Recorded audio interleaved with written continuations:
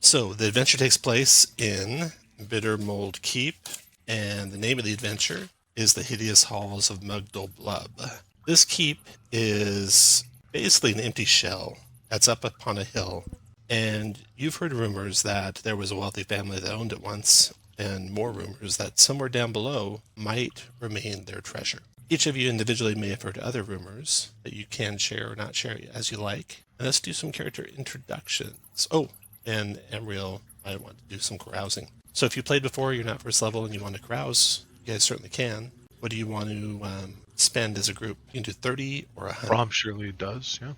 I mean, I got enough to pitch in for 100. Okay, I just need to find where I put my carousing rules. Yeah, I need to carouse 79 gold pieces. Otherwise, I need to bury my money somewhere.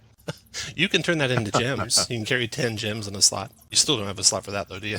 No, I have one slot left, and that's going to be for the 100. Okay, so you want to spend 79. You want to spend 80, and the other two spend 10? Yeah. Oh, work out okay. All right. Well, you carry 100 for free. Yes. Right. Yeah. Okay. 10 for Brom, really? That's it? That's it. Okay. That is it. I'll take it. Thanks. He'll gladly throw his 10 gold. All right. Greenbrier's flat broke. He's never had an opportunity to carouse. He just hit puberty at 3,500 years of age, and his parents never let him run outside and have fun. All right. Let me find a carousing table. Brom does recommend a little bit of measure in your carousing. But carouse away. Okay, I got it. So each of you can roll a d8, and you'll get a +1 modifier. Roll that to the screen there, and I'll tell you what happens. Woo! That's the worst roll, I think, too. Oh, boy. Okay, starting from the top. Malcor, with a roll of 2, you're locked in the stocks for about 3 days. You find 20% of your remaining wealth, and you gain 2 XPs. Amriel, you beat a rival in a test of skill, a magical skill. You gain 5 XPs, and roll a d6. If you get a high, you're going to have an ally, and if you get a low, you're going to have an enemy. So you use trickery to beat this fellow wizard, and they caught onto it, and now you have an enemy in the Wizards Guild who doesn't like your knitting or your other grandmotherly talents. For my cat. Yes. And then Brom, you survived a blindfolded knife-throwing demonstration unscathed, 4 XPs, and a luck token. So this 3-leaf icon will be your luck token. That gets you a reroll. So if I you had to be lucky I'm not good at throwing knives. That's your carousing. Now we can get on with the adventure. Okay, so when you come to the keep, you find the place is like slowly collapsing into mush. The stones feel spongy. They have a dripping, melted wax appearance.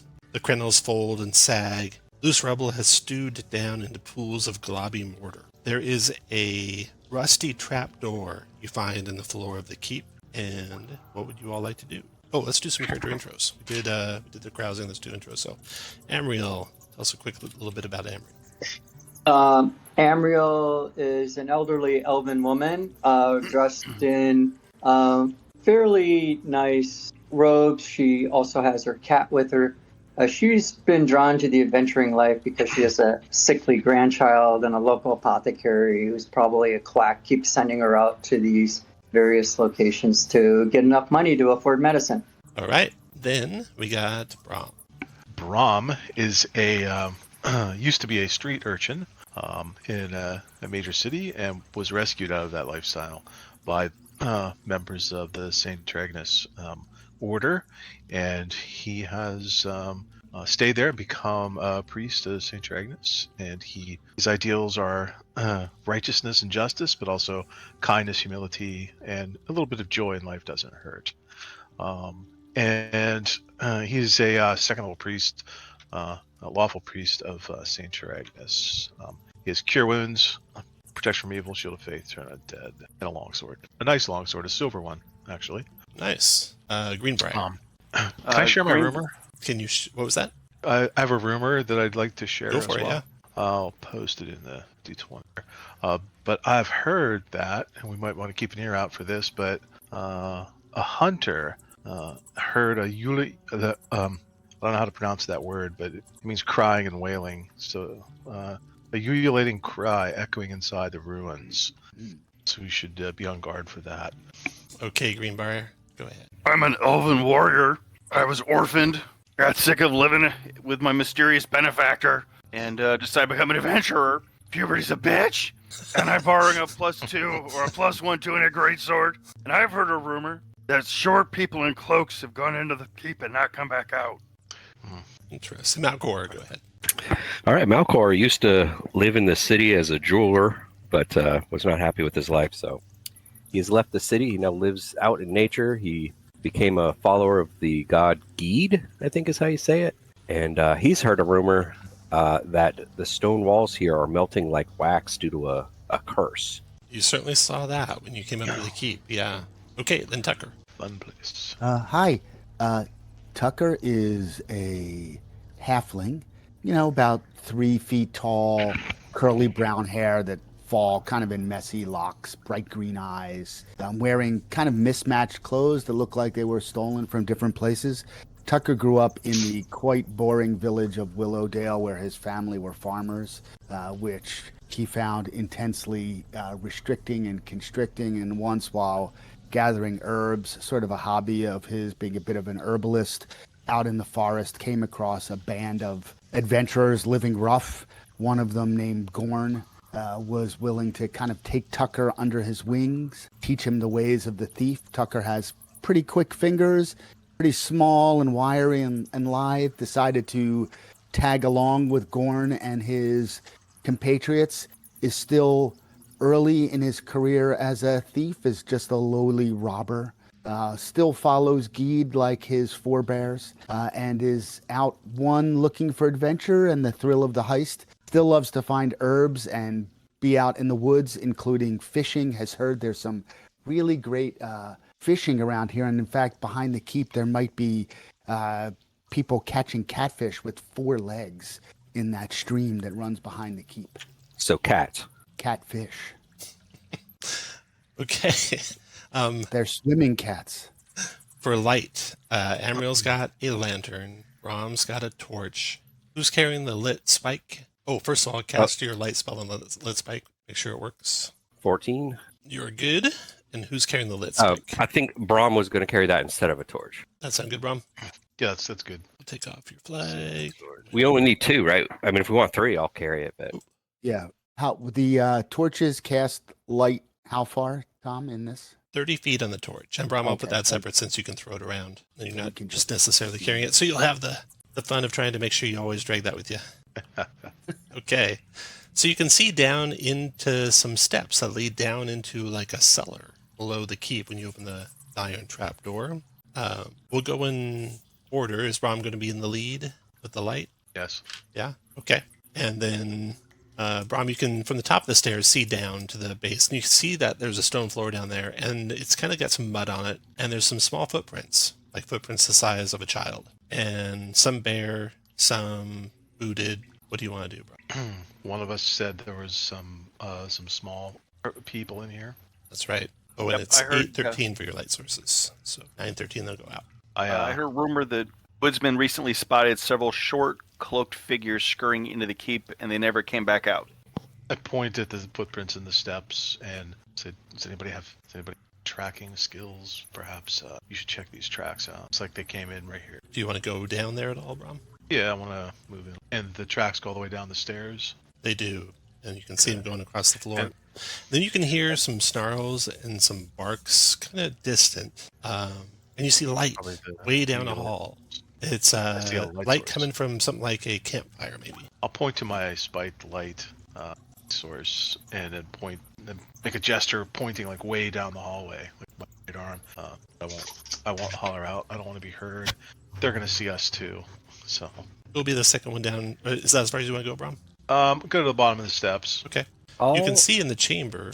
Somebody fix here. You can see in the chamber the following. The rest of you can move where you want to move behind Brom, and then I'll tell you what they see. To your left, there's an alcove, and there's a statue there. It's misshapen, kind of a waxy lump of stone. The floor is streaked with mud. The walls have slushy water oozing from hairline cracks. The air is humid and sour. All right, I'll let you go again, Brom. I hold up my hand as if to say, "It's for caution. Something's Something's wrong. Crap. I'm gonna start looking on the muddy floor for. Guess I'll use the one end of the spike I have. Okay. That's not producing light, and kind of push it on the floor, like right here, kind of searching for any kind of traps under the Good. mud. No traps. That's your action. You want to move anywhere? Yeah, I want to slowly move toward the statue and see if I can see any writing on it or anything Okay. like that. Done. You do. When you get close to the statue, you see it has writing in common.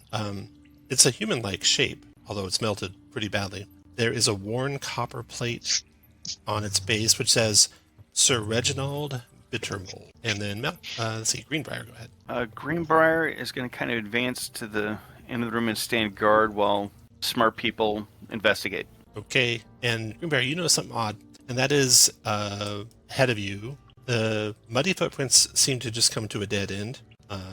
It's as if they kept going, but the footprints end. It's not like they stopped and were kind of looking around or anything and then retreated back. It looks like they just kept going. But the floor all of a sudden becomes Pit trap. really smooth with no signs of footprints on it. Okay, so that's what you see, Malcor.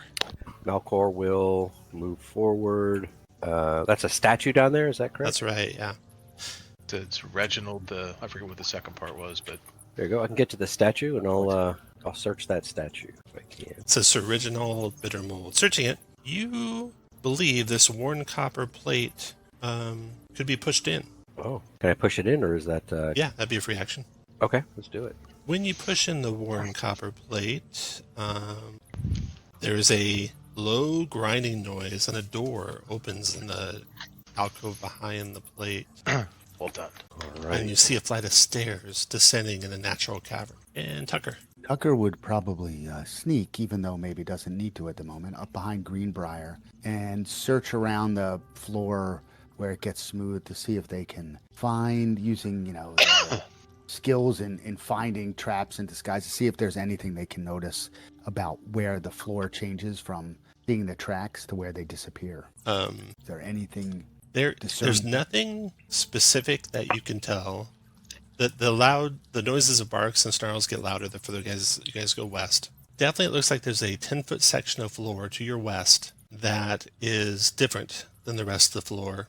And searching it, you think it may be some form of quicksand. So a 10 by 10 cube to your west, Tucker. And then Amber, Halt, I would tell Greenbrier. put on the map for y'all too. Careful. So Amriel carefully enters the. Guess this is a dungeon. She looks over at the statue and tries to recall if she knows who this person is. Reginald Bittermold is, you would think, like the head of the Bittermold family. So, like the patriarch. Yeah, the patriarch of the family. And the Bittermolds were the ones who held the keep that you're descending below.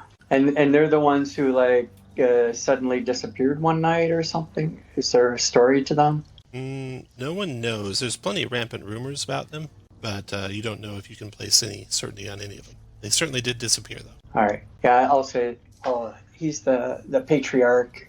This is probably the way we should go. Let's avoid the sounds to the west. For your Except guys, for me. oh, and with your light, Amriel, coming up ahead into the room now, Tucker and Greenbrier, you can see the wall to the west of the large chamber that's you just stepped into, and it has dozens of deep wall niches, and they look to be stone busts put into these niches. They're kind of melting and distorted looking. That's about all you can see of the room. It's echoes pretty good. It must be pretty deep. Now, the rest of you in the main room behind, I'm doing something with the stairs. Since there's not a real good elevation thing in Roll20, I just put a false wall. As the stairs start down, it'll look like at the wall. There's a wall there and it just abruptly ends, but it's not. It's just they have to move to the edge of the stairs to see down them. Okay, so that was Amriel, and I'm rolling encounters. Let's see here. Okay, and then Brahm, your turn. So Brahm asks, "Are we gonna explore behind the secret door first?" I think that's best. Agreed. Yes. All right. Brahm agrees as well. Step down secret door if you can. Yep. And so when you get to the 1 square forward, you'll be able to see. Actually, when you get to the top of the stairs, there you can see down the stairs quite a ways. Oh, whoops! What happened? Shut the door. a full move and see if I can see anything. Nothing. Doesn't look like I can. Nope. I say stairways. I'm gonna go to the bottom if I can. Okay. I'll dash. I think your light got somewhere. It's underneath the door.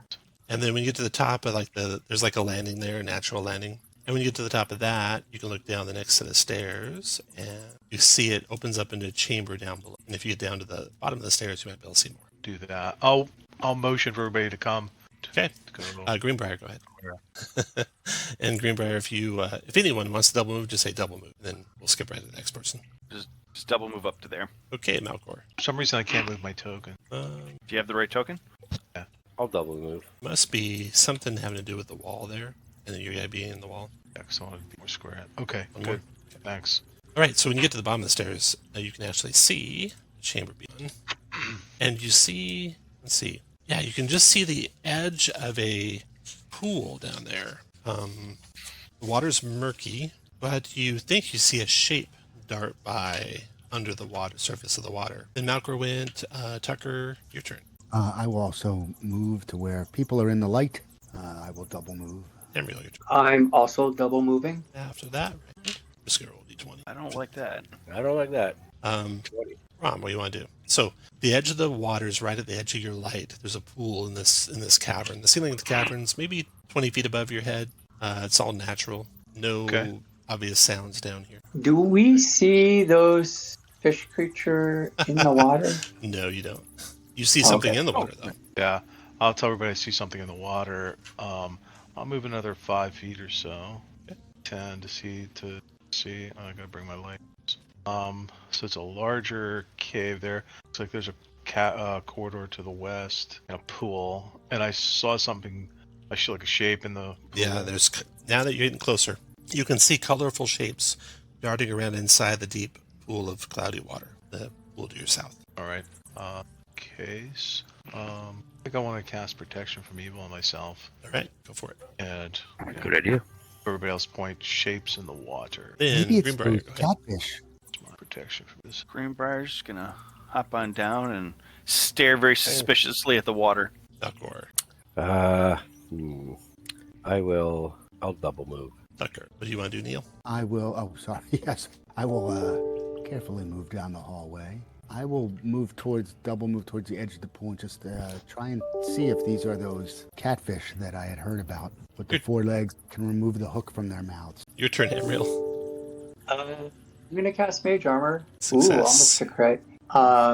And just moving. All right. Then, indeed, emerging from up out of the water comes one of these forms. Oh no! And it, as it surfaces the water, first it looks like a giant catfish, but then you see 4 arms, and then big giant webbed feet on the thing. It's a slimy, enormous catfish, and there's a dim intelligence in its eyes. It says, you must pay gold or food to pass. And then also, rising up out of the water is another like it. But this one is more colorful. Red scales with silver flecks adorn it. It seems a little arthritic in how it moves. And it comes to the edge of the pool over here. And then we're going to do a reaction roll. And who wants to do the talk?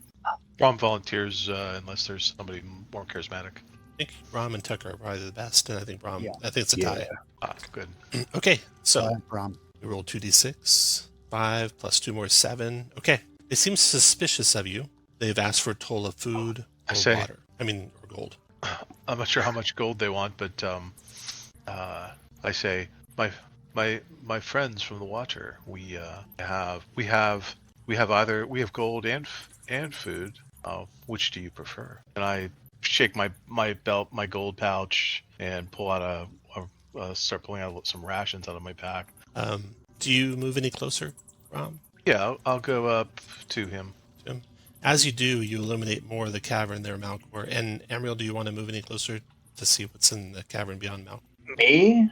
No. Okay, you just stay there? I'm gonna stay there. Okay, the fishman says, we prefer gold. And then the older one kind of taps him on the shoulder with his barbed claws and then speaks for the catfish and says, you are not like others. Why do you pass our realm? We each have heard rumors of things inside this this entryway. We only seek to explore and find knowledge for our civilization. We're not here to destroy necessarily. We would employ you if you can be a champion for us. A great and evil witch lives in the caves south. We can give you our greatest treasure if you could bring us her head. Bring you the head of an evil witch. Of the evil witch. She lives south of here. Yes. I look around and say, "What do you say, gentlemen? I- Shall we destroy a witch for our fishy friends here?" As an old woman, I want to know Oh, sorry.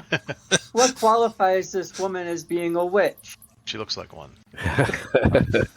She wears a pointy hat. She Yeah. floated. We'll ask She weighs the the same red as a duck. fish. How do you know she's a witch? She has purple glittering liquid that dribbles from her lips. She smells of burned herbs and tangy iron. She's a worshiper of the thing that dissolves. Do I know if he's referring to some kind of deity or foul fiend? You have not heard of, quote, the thing that dissolves. I'm not sure what that might I'm be. not aware of that. Amriel, she says that I heard a rumor that the people of this keep consorted with demons. Oh, perhaps she is one of the results. Who knows? Has she used any magic against you and your kind? She can turn into the form of a slime and climb the walls and drip on people from above. She has killed several of mine. Tucker might ask, what might be your greatest treasure? Our greatest treasure is the Stone of Strength. And he looks towards the cave that Malcor is standing in. The Stone of Strength. Stone of Strength. If you guys want to light the cave up, you're welcome to move to where you can. Amriel?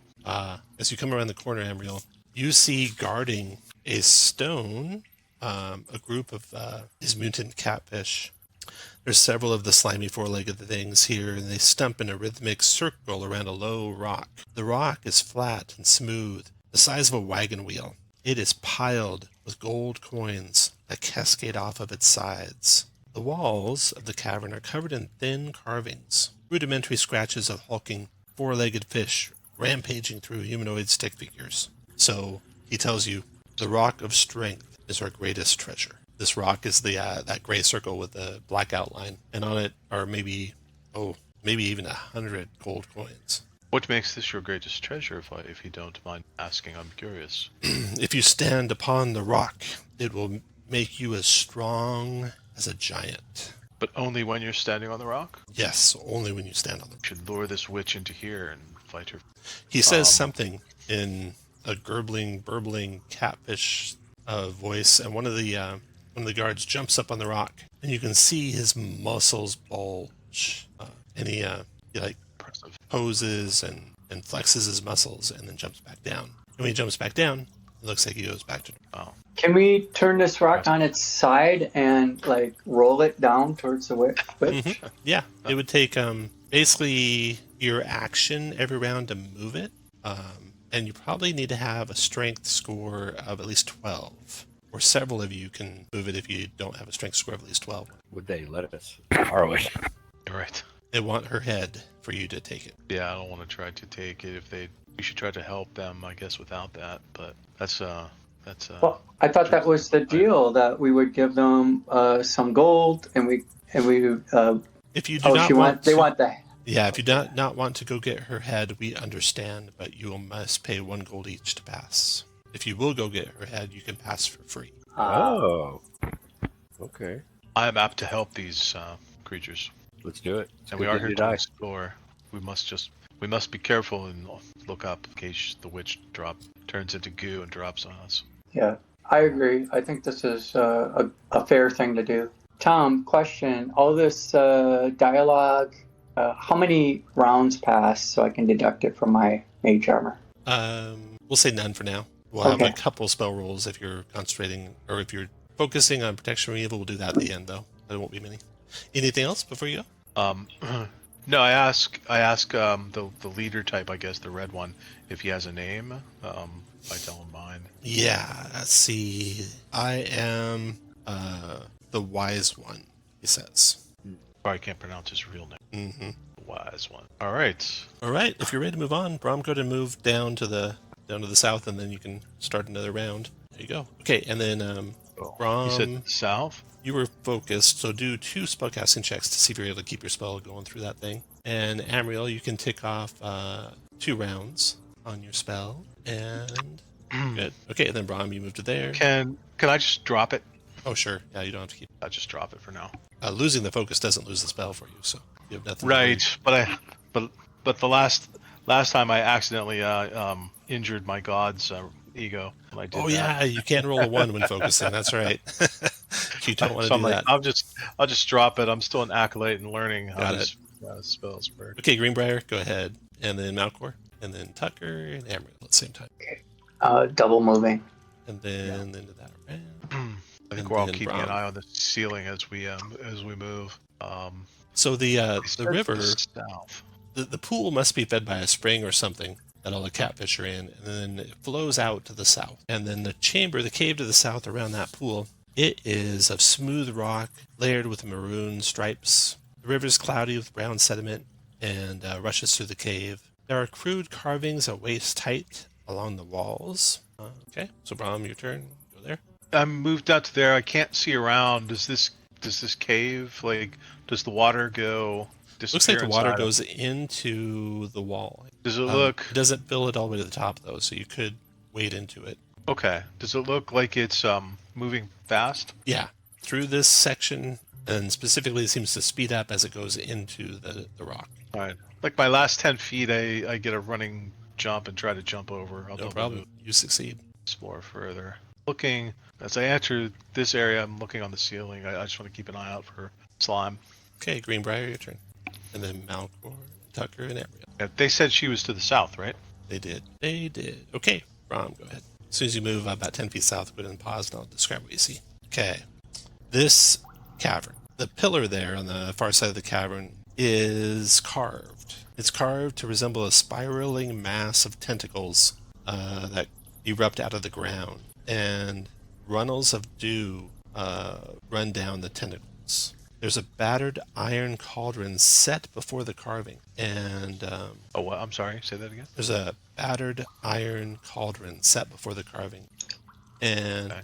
Which? you kind of smell a salty, brothy smell coming from. So now you finish your move. Take your action. I think let's see. There's the river. So I double moved to. I'm gonna.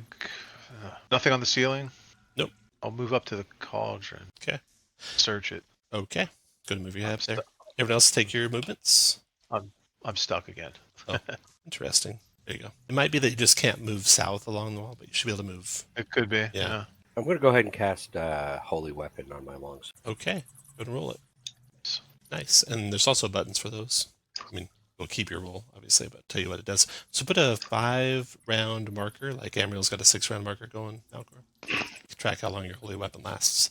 But yeah, your weapon fires up holy, or a weapon you touch fires up holy. Choice. Now, looking inside that cauldron, Brom, you see it has some sort of salty broth within it, and it looks like there's teeth and bones also inside. Some sort of humanoid.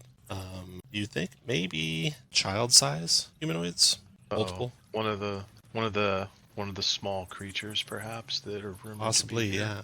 yeah. Maybe we can use the witches, show them that we're friendly to them as well, if they're enemies. And- does this look like some kind of ritual cauldron or ritual brew or lunch? Uh, Or can I tell? you don't know, but it doesn't Yeah. look appetizing.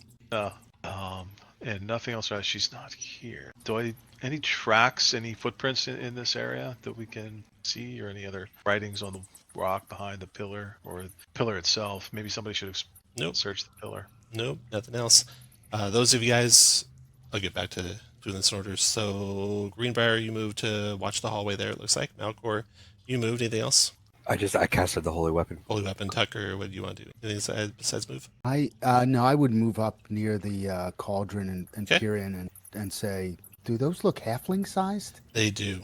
It's disturbing us. Yeah, I would to be noticeably frightened. And of course, I mean, looming above the cauldron is even the more disturbing spiraling mass of tentacles that are carved into that pillar, or the pillar carved into looking like a spiraling mass of tentacles, with runnels of dew flowing down it.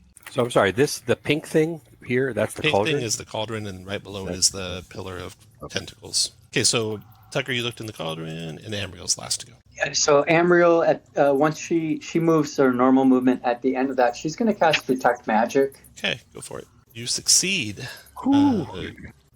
It'd be kind of a not very useful spell if it just was overwhelmed by magic you already knew about. So nothing new. I'll say any magic you already know of, it doesn't trigger. Okay, the cauldron doesn't, or the contents are not magical. The pillar is not magical. I'm sorry. There is magic on both the... Let's see. You know there's magic present. Focus 2 rounds. Discern general properties. Full barriers blocked. Okay. So you know both the cauldron and the stalagmite have magic on. Okay, be careful. The cauldron and the stalagmite are magic. And the contents of the cauldron, can I tell if that's magical either? Yes. In fact, you think it's specifically the contents, not the cauldron. Okay, and the contents of the cauldron are magical. A salty broth full of teeth and bones. General properties of the contents? Don't know. Let's see. In 2 Let's rounds, we'll drink know that. Yeah. Okay, Brom, what do you want to do? Thinking if the witch brewed this, it's not dangerous to her, but maybe it's a magic potion to charm her friends. She can cook them. I don't know. Perhaps we should dump the cauldron onto the floor. I agree. Regardless of its weal or woe, it's made from potentially halflings. Don't want to participate in cannibalism. Apparently she's not here. If you want, I can move. I'll move stay right here. Is there any way to find out anything from this pillar? There's no writings or anything else you can see on it. Just a spiraling mass of tentacles, runnels of dew running down it. It seems to be sweating these beads of liquid that run down. Do they kind of drip into the cauldron? They don't. They kind of drip onto the floor. So the floor around it's kind of damp as well. Maybe this is an idol of the slimy deity she serves, the fish man spoke of. I don't know. Okay, so you did that search, Greenbrier. Can you hear me now? Yeah, sure can. Excellent. Are we in agreement to dump the cauldron? I agree. I won't object. Okay, so someone's objecting, so I'm going to continue to guard No, off. I was saying I won't object. I'm not necessarily for it, but I won't stop you from doing it. I don't want to touch it, but I think it's a good idea to dump it over. I'm going to step over here and kick the cauldron over toward the southwest. Oh, right. Done. The contents spill out. You'd say teeth and bones of multiple child or halfling-sized individuals. Nothing inside the cauldron, though, other than what that was, whatever that broth was. Wasted a lot of good rations. Greenbrier, Malcor, your turn. Which way are we heading, guys? And if you're waiting for people with a light to get ahead of you, you can just say pass. That's okay. Yeah, I'll Southeast take first, right? southeast. Okay, I'll pass, but I will take a 1 off my. Yes, So- yeah. Definitely count down your spells. Tucker, go ahead.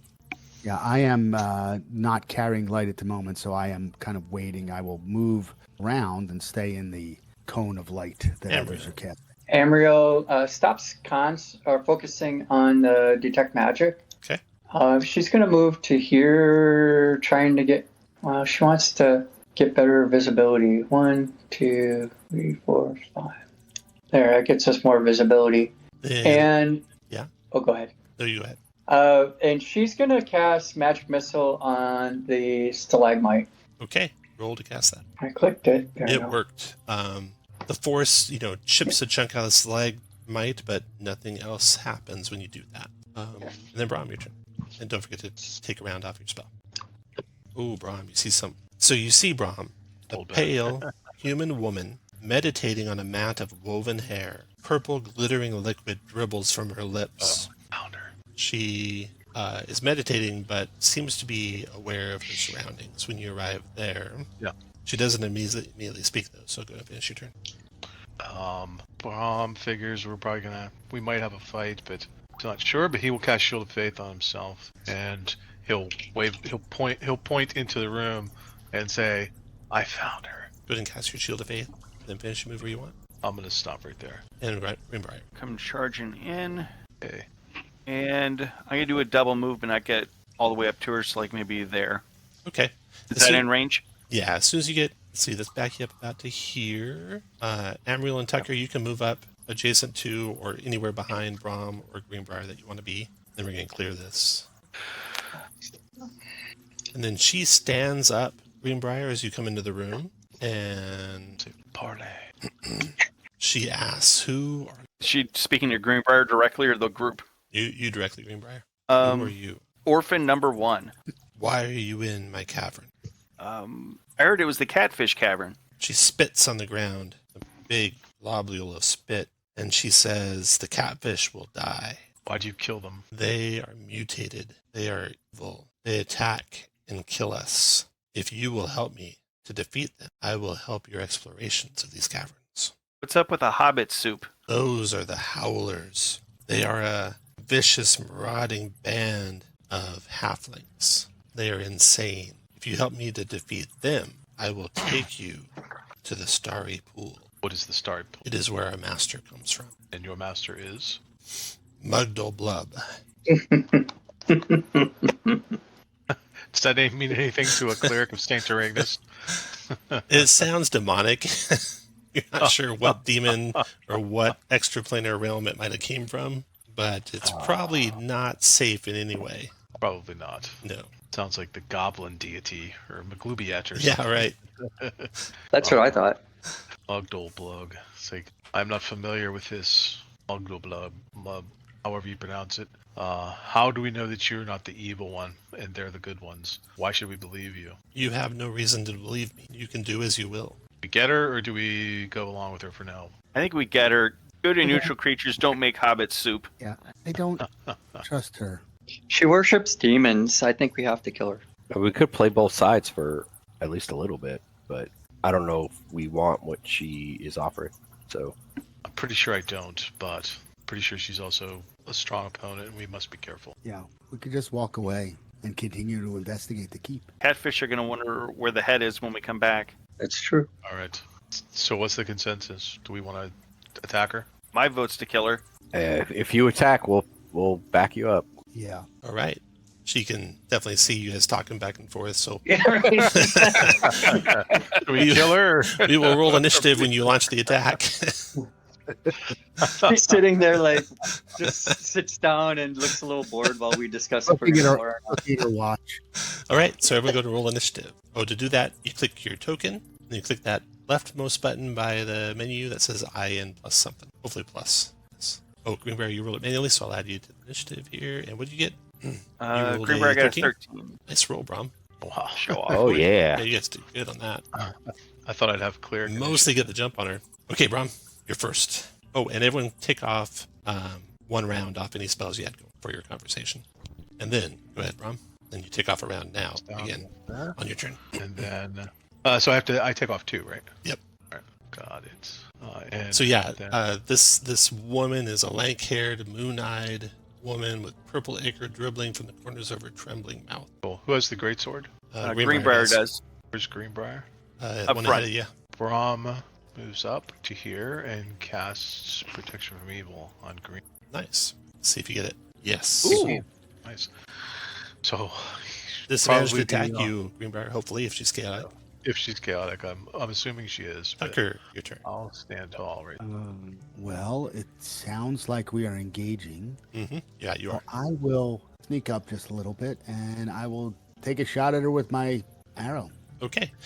Make a dex check to see if you were stealthy enough coming up that she didn't see you approaching. Yeah. Make a wisdom check for her. Ooh, she saw you coming, so no backstab. Yep. 7 misses her. Yeah. Okay. After Tucker, Greenbrier. I scream, I regret everything, and I'm going to charge and attack. Okay. And be a 13 to hit. 13 just misses. She dodges out of the way with great speed, more than you'd expect. And then Amriel. So now you guys can see the room in a little bit more detail too. That rocky pillar behind her is 20 feet high, dull gray, lumpy, scratched. The whole place smells of burned herbs and tangy iron. And nothing else. Go ahead, Amriel. Ooh, magic So missile. look at her for 16's a hit. 3 points of force damage, first blood on her. Then Lagrina goes. She will move back to there firstly. she will lash out with her arm, which becomes almost like a spongy tentacle as it extends and is able to reach to you, Greenbrier. With disadvantage, I'm sure she can't reach. with disadvantage, she attacks you. That's a 7 to hit, missing you. And then a second Hey! attack, Greenbrier. Oh no. A 10 to hit, missing you. The protection from evil spell holding against her attacks. Yes. What else does she have? 2 tendrils. And that is it. Thank you, Her turn Brom. is done. Malcor, your turn. Okay, I'm gonna move forward. Oh, I can't get to her. I'll move to there and just wait there. After you, that round's over. Everyone, don't forget to tick off a round on any spells you have. Brom, your turn. Okay. Rom will focus on his protection from evil spell. Oh no. I'll use my luck token to Okay. Yeah. Gonna try to reroll. maintain it since it's doing a good job so far. Hey, That did it. Oh, wow. Nice. take that. He's gonna stay back here. Just kind of just be ready with cure wounds next time if somebody needs it, and don't really have any other way to attack her at the moment. Maybe next round I'll go up and attack with my sword if need be. All right. Tick off your other spell. Move your torch with you. And Tucker. Tucker will stealthily move up, still kind of staying behind. his Generally larger- can't be stealthy in the open, unfortunately. Right, okay, yeah, but I'm trying to stay out of the way as much as I can, Got it. and I will fire my short bow again. 10 is a miss. Greenbrier, your turn. Okay, get up here and let's try again with the great sword. Real quick, Greenbrier. Just need to know which path did you take? I went like that, if you can see it. So kind of just directly northeast to come up to the west of her. Yeah, go ahead and just move one square at a time. Sure. Let's see. There you go. Okay. And then there. Okay. Okay. When you get there, adjacent to her, you also begin to feel a very strong pull from that rock pillar, the dull gray, lumpy, scratched pillar. And you need to make a strength check, DC 18, as it pulls you toward it. There you go. You made it. Well done. So you are not, you feel like it could pull you like onto it and hold you there if you fail that check. Gotcha. And you can attack, you can move, attack, and move. So keep that in mind for the rest of your turn too. And go ahead and Okay. make your attack. I already made my attack roll and rolled horribly. Okay. Got an 8. And I'm just going to stay where I'm at. Got it. After Greenbrier, Amriel, your turn. Oh no, Magic Missile lost. You're muted if you're talking. Here goes her. So Protection from Evil still going. You weren't restrained by the rock. She's going to attack you with her tendrils again. First one's a 9 to hit. Second one's a 10 to hit, both missing. Now she seems worried. Greenbrier. She stealths back behind the pillar completely, giving her some good cover against the rest of your party. Then Malcor. So I'm sorry. This is the pillar that. Yeah, that is the pillar that Ooh. Greenbrier cautioned was pulling at his armor, or anything up in his great sword was being pulled by it. He doesn't wear metal armor. All right. All right. I'll move forward. Anyone with a browser open, if you do me a favor and check and see if brass is magnetic. I'm not sure it even is magnetic. Pretty sure it's not, but I'll check. All right. I'll move to there. Okay. And then attack. Okay, before you This attack, is not magnetic. not magnetic. No. Cool. Make a strength check as the rock tries to pull your weapons and gear toward it. Oh yeah, I'm using a longsword. Dang it. Strength, you said? Strength. Yep. DC 18 strength check. Oh yeah, I'm gonna fail that. Yeah, you can let go of it, and it's pulled to the rock if you want to, quickly draw something else or do something else. But I have to let go of it. Yeah. You don't have to. You can hold it, but you'll be holding it on the rock. Won't be able to attack with it. Can I move? I have 2 more movement. Can I move back to? Yes, you can definitely keep moving for sure. Can I move back to there? Mm-hmm. Yep. All right, I'll stay there then, Okay. and I won't make an attack. Okay. Since all you did was move, you can dash or do another action. I'll just move there. Okay. That's into that round, and then Brom, your turn. Was that a longsword That's a long that sword. you use? Yep. I set down the light and draw my silver longsword and slide it on the floor to him. So use this. Nice. Okay. The silver also not magnetic. I think I it's- don't know Magnetic. personally, but I'm assuming that Eric might can not look it up have. for us. Amriel, our resident arcanist. Silver is It's not magnetic. it's not. Nice. Definitely not. Okay, Brom, you slide the sword over, and I'll kind of Tucker. move up here and I'll just hand it to him. Okay. Then I'll back off. I want to be closer in case I need to heal real quick. Okay, your turn, Tucker. Can I stand on that square? Is that Yes, you may. I'm going to move over there. See if I And can- since you'll be out of her sight, you could try and sneak attack her again. Okay. Wisdom check versus your stealth. Oh, you only have to beat a 6 this time on a dex check. Okay. You have advantage because you're a rogue. Boom. There you go. And I will take a shot at her. That's a hit for 5. Now, something odd happens with this attack. Your arrow goes into her flesh, but her flesh seems to be kind of rubbery and gives with the arrowhead. And the arrowhead pierces, but not as far. So it looks like she took only half damage from that piercing attack. Okay. Tucker's done. Greenbrier, turn. Do I need to make a strength check to... My plan is to go around this pillar and attack her. Do I need to do a strength check first? Yeah, the first time, or if you start within 5 feet. So yes, DC 18. Not so much. So you can release the greatsword if you want. I'll Oh wait, release the no. greatsword? The greatsword we wasn't looked up the magnetic. greatsword's made out of brass, so it's not magnetic. So you're good I there. think- Oh, I think it's bronze, but I don't think that. Oh, yes, 'cause it's bronze magnetic. It might be, might have iron in it. quick check will tell us. Yeah, well, Unmagnetic. nice. Okay. So it pulls your longsword, but that's not enough to hold you down. It's not like you're wearing armor. So you can attack with your greatsword, no problem. All right. I'm going to assume that I can see her. Mm-hmm. Ooh, That's a hit. 19. Only 2 Right. damage, unfortunately, but it seems to have full effect. The slashing seems to work better. And does the 2 include the +1 for the It sword does. damage bonus? Yeah. Okay. Wow. Okay. Brom, I forget, did you roll to keep your protection from evil going? No, let me roll that right now. No, it's down. Ooh, it's down. Amriel, your turn. So Amriel, magic missile, all you have to do is see a sliver of her. So if you can see any part of it, you can cast that. Oh, except you lost it. I Yeah. think with the roll I had last turn, You lost it, yeah, you're right. I lost it. So, and I don't think sleep is going to work on her. And I don't think throwing daggers they're just going to get stuck to that pillar. 1, 2, 3, 4, 5. Oh, you're in such a bad spot, Tucker. For me. If you can get out of there next turn, I might be able to do something beneficial for the group. I can. In the meantime, I'm going to cast Mage Armor again. Okay, it worked. And you are mage armored up. So Greenna now, attack and Greenbrier with no protection from evil. This is going to go badly for Tendril attack 1. Oh, no. 6 is a miss. Okay. Tendril attack 2. 7's a miss. Nice. Wow. Greenbrier standing his ground. Malcor, your turn. Okay, so at the start of my round, I moved this to 0. Does that mean I don't have Correct. it for this turn? Okay. Correct. So in that case, I will cast Holy Weapon on the silver longsword that Okay. I have.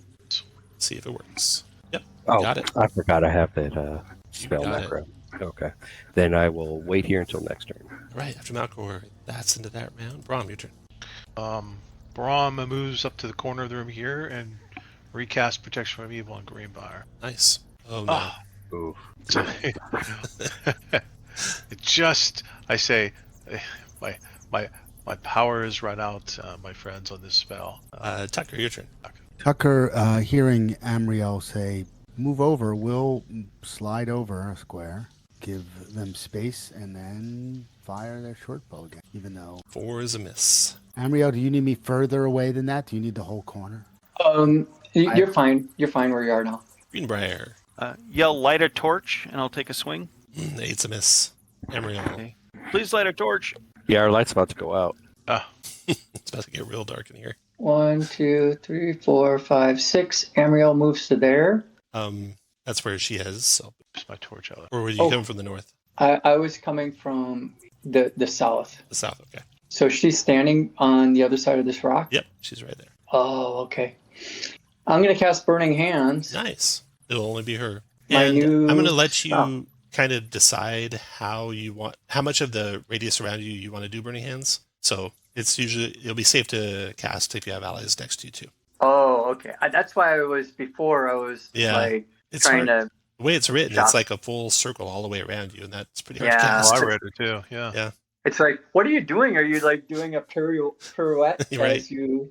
So I'll let you cast it anywhere from 1 square to all squares, as long as they're all continuous. Well, since no one will be affected, I'm going to just for effect do all squares. Okay. In here. Burning Hands.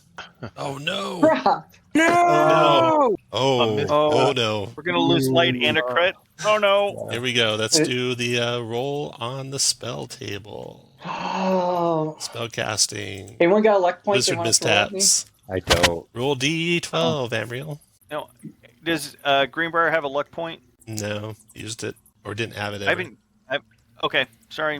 All right, here's the D12. 11. Uh, Energy surge. You glow bright purple for 10 rounds, granting enemies advantage on attacks against you. Does that create light though for us? Well, It for is 10 our rounds, only bright light source. purple. All right. Nice. We can Oh, save wow. a torch at least. Anything else, Amriel? It's not as bad as it could have been. There's no such thing as opportunity attacks. There in is this, not. You can move it freely away. Yeah. Nope. Yeah, so I think I have 1, 2, 3, 4, 5. I have one more movement. So I'm gonna move to there, and I'm done. Okay. And let's update the lights because they just went out. So, Yep. Amriel, you'll be emitting light out to, we'll do bright to 20 feet. Save that. And then, Brahm, I'll just take the torch out. There we go. All right. That's sufficient. Yeah. All done, Amriel? I can't fail anymore, so I'm done. Okay, Plagrina is going to lash out at you, Amriel, with advantage for your impotence. 13 to hit. You have major going. AC 14. Nice. Wow. And then in her anger, she'll strike again. That hit, but only one bludgeoning, which you I can have 2 hit survive. points. Oh wow. That's Are you amazing. serious? That's awesome. Malcor, your turn. Okay. So with my holy weaponed silver longsword, Get her. I will move forward. I guess I can't move. Hold on. There we go. Okay. Move to there and attack. That's a Yes. hit. 15, and that's 4 damage. 4 'cause- damage. Nice. That's 4. And Okay. then I'll move away. What you want? You're gonna leave me to tank? I'll stay there. Sure. Brahm, your turn. Brahm will, seeing that the spike went out, he'll drop it and pull out a torch and flint it up and try to light it. All right. Um, Count it lit. Actually, it's too late now, but I probably should have moved away because I'm the healer. I'm one of the healers, at least. Yeah. After I said Oh, well. that, I was like, well, it makes sense. I got you covered. Okay, For Brahm, now. you're lit. Brahm is back to lighting, and You are lit. Actually, Almost. cast. Oh, that was a torch. Okay, that's good. I'll stand pat. Tucker, your turn. And Tucker doesn't have much else they can do, so we'll take another shot with the short bow. Do it. Is the art- Oh! Oh, yes! Wow, that's 8 points of damage because Wow. it crits, but it does 4 because of the resistance. But still, nice damage. Okay, nice hit, Tucker. Greenbrier, your turn. Are there cover Swing away. rules in this game? There should be. I think. I don't know if there are actually. All right. Don't remember reading any. I don't remember quick reading Yeah, not in the either. quick start, but Yeah. we'll Yeah. see. game. I don't And know. the players quick f- stuff. Seem to remember this saying if you're like more than 50% covered, it's like There- 50% there or could a be. disadvantage. Got it. But maybe I'm wrong. Anyway, I'm gonna swing Go for it. and I'm gonna miss. Nate's a miss after Greenbrier's Amriel. Oh my goodness. Wow, I, that's the third one Greenbrier rolled. Is his For algorithm damage. okay? Yeah. I can't. If I move to here, do I think I could specifically target her with burning hands? Yeah, you can do any number of squares adjacent to you as long as they're continuous. Oh, never mind. I I'm don't not. Yeah, I That's don't think fine. you can cast Burning Hands because you. Yeah. You failed it. Oh wait, no, hold on. But You Burning did Hands has advantage. Oh, Your it's one of burning the hands has advantage, spells? Amriel? All Burning Hands has advantage, right? I think that's Or no, magic that's missile. magic missile. That's Okay. magic. That's magic missile. That's what I thought. Okay. So I'm gonna Hail Mary a sleep, although I think she's probably immune. Okay, go for it. Nah, Does it? that's Ooh, you lost doesn't it. even go off. Yeah. Yeah. Okay, I'm gonna just leave. And You guys have fun. put a countdown Good idea. marker on your purple light, and it should be at 9. Okay. All right, Amriel, Plagrina's turn. So you're leaving. So Plagrina is now surrounded by Greenbrier and Malcor. She goes back to attention on Greenbrier with a tendril. 17 Greenbrier for 8. Ouch, that drops me. I'm sorry, I said 8, but it's only 6. And then, Oh, then I'm not dropped. second tendril attack on Greenbrier. That drops Greenbrier. And then Okay. she dissolves down into a pool of slime and climbs up that stone pillar that's 20 feet tall up to the top of it. And so you can see the slime like kind of slither over the top of the column. And she must be up there in slime form and just hide her for now. But I think that's where she's at right now. Uh-oh. Malcor, So I can't see or reach her at the moment. 20 feet up, yeah. The column is dull gray, lumpy, scratched, certainly climbable if you have at least one hand free. I don't. I have shield and a longsword, so I want to move away. Throw some oil on the pillar and burn it. Don't have oil, but That is an idea. I'll move back to there All right, and I guess wait. Rom, your turn. Braun moves up, grabs Greenbrier, and just pulls him back this far. Is that possible? Mhm. Yep. And if I can, I'll still cast my spell, but if that's my action, then I'll be done. You can still cast your spell. Cast Cure Wounds on Greenbrier. Has advantage because of talent. Nice, and I needed it. 9 healing, Greenbrier. That'll work. Nicely done, Brom. I feel Give you great. give you luck. Bring them back from death. Tucker, your turn. Can I see the slime at the top of the pillar? You do not. Okay. It's Dang. certainly climbable, though. You think you could climb it. But it also is highly attractive. Tucker will climb up the pillar. All right. You Oh, get up no. there, you see the pool of slime on the top of the pillar. With one hand holding the pillar, you can draw a dagger with the other. Yeah, You have to I make a will. strength check if you want to do that with the dagger. Okay. Yeah. You'll have advantage because the dagger's pretty light as far as weapons go. Let's. DC is 18. Oof. Look at that. You do it. So you climb the rock, you grab your dagger, you can stab at the slime if you like. I pull out the dagger and I try and cut the slime into pieces. Okay. 10 misses it. It like splits and dodges and gets out of the way of your attacks. And Greenbrier. What kind of armor can slime be wearing? Right. Apparently plate. Greenbrier's gonna. Could I climb the pillar while holding a lit torch? Is that doable? Do you have a lit torch? You have to light a torch. I would light a torch, Right. but before I blow the resource, I want to make sure that it's Yeah. viable. You think you can... Do you have another hand free? As long as you have one hand free, you can climb it. Yeah, I sheathe the sword and I will light a torch for my action. There you Well, go. hey, Greenbrier, I'm going to be lighting my lantern right after you. So Oh, I don't know my if you thought need is to light. You can burn just it. delay that thought if you is like. try to use the fire. I want to Yeah. use the fire as a weapon against the slime. Oh, perfect. got it. Okay.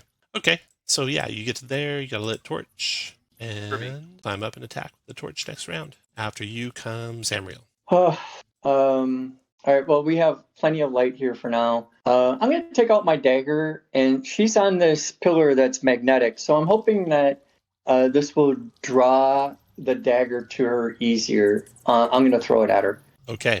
So you're going to try and basically toss the dagger up into the air and hope it lands point down on top of the rock.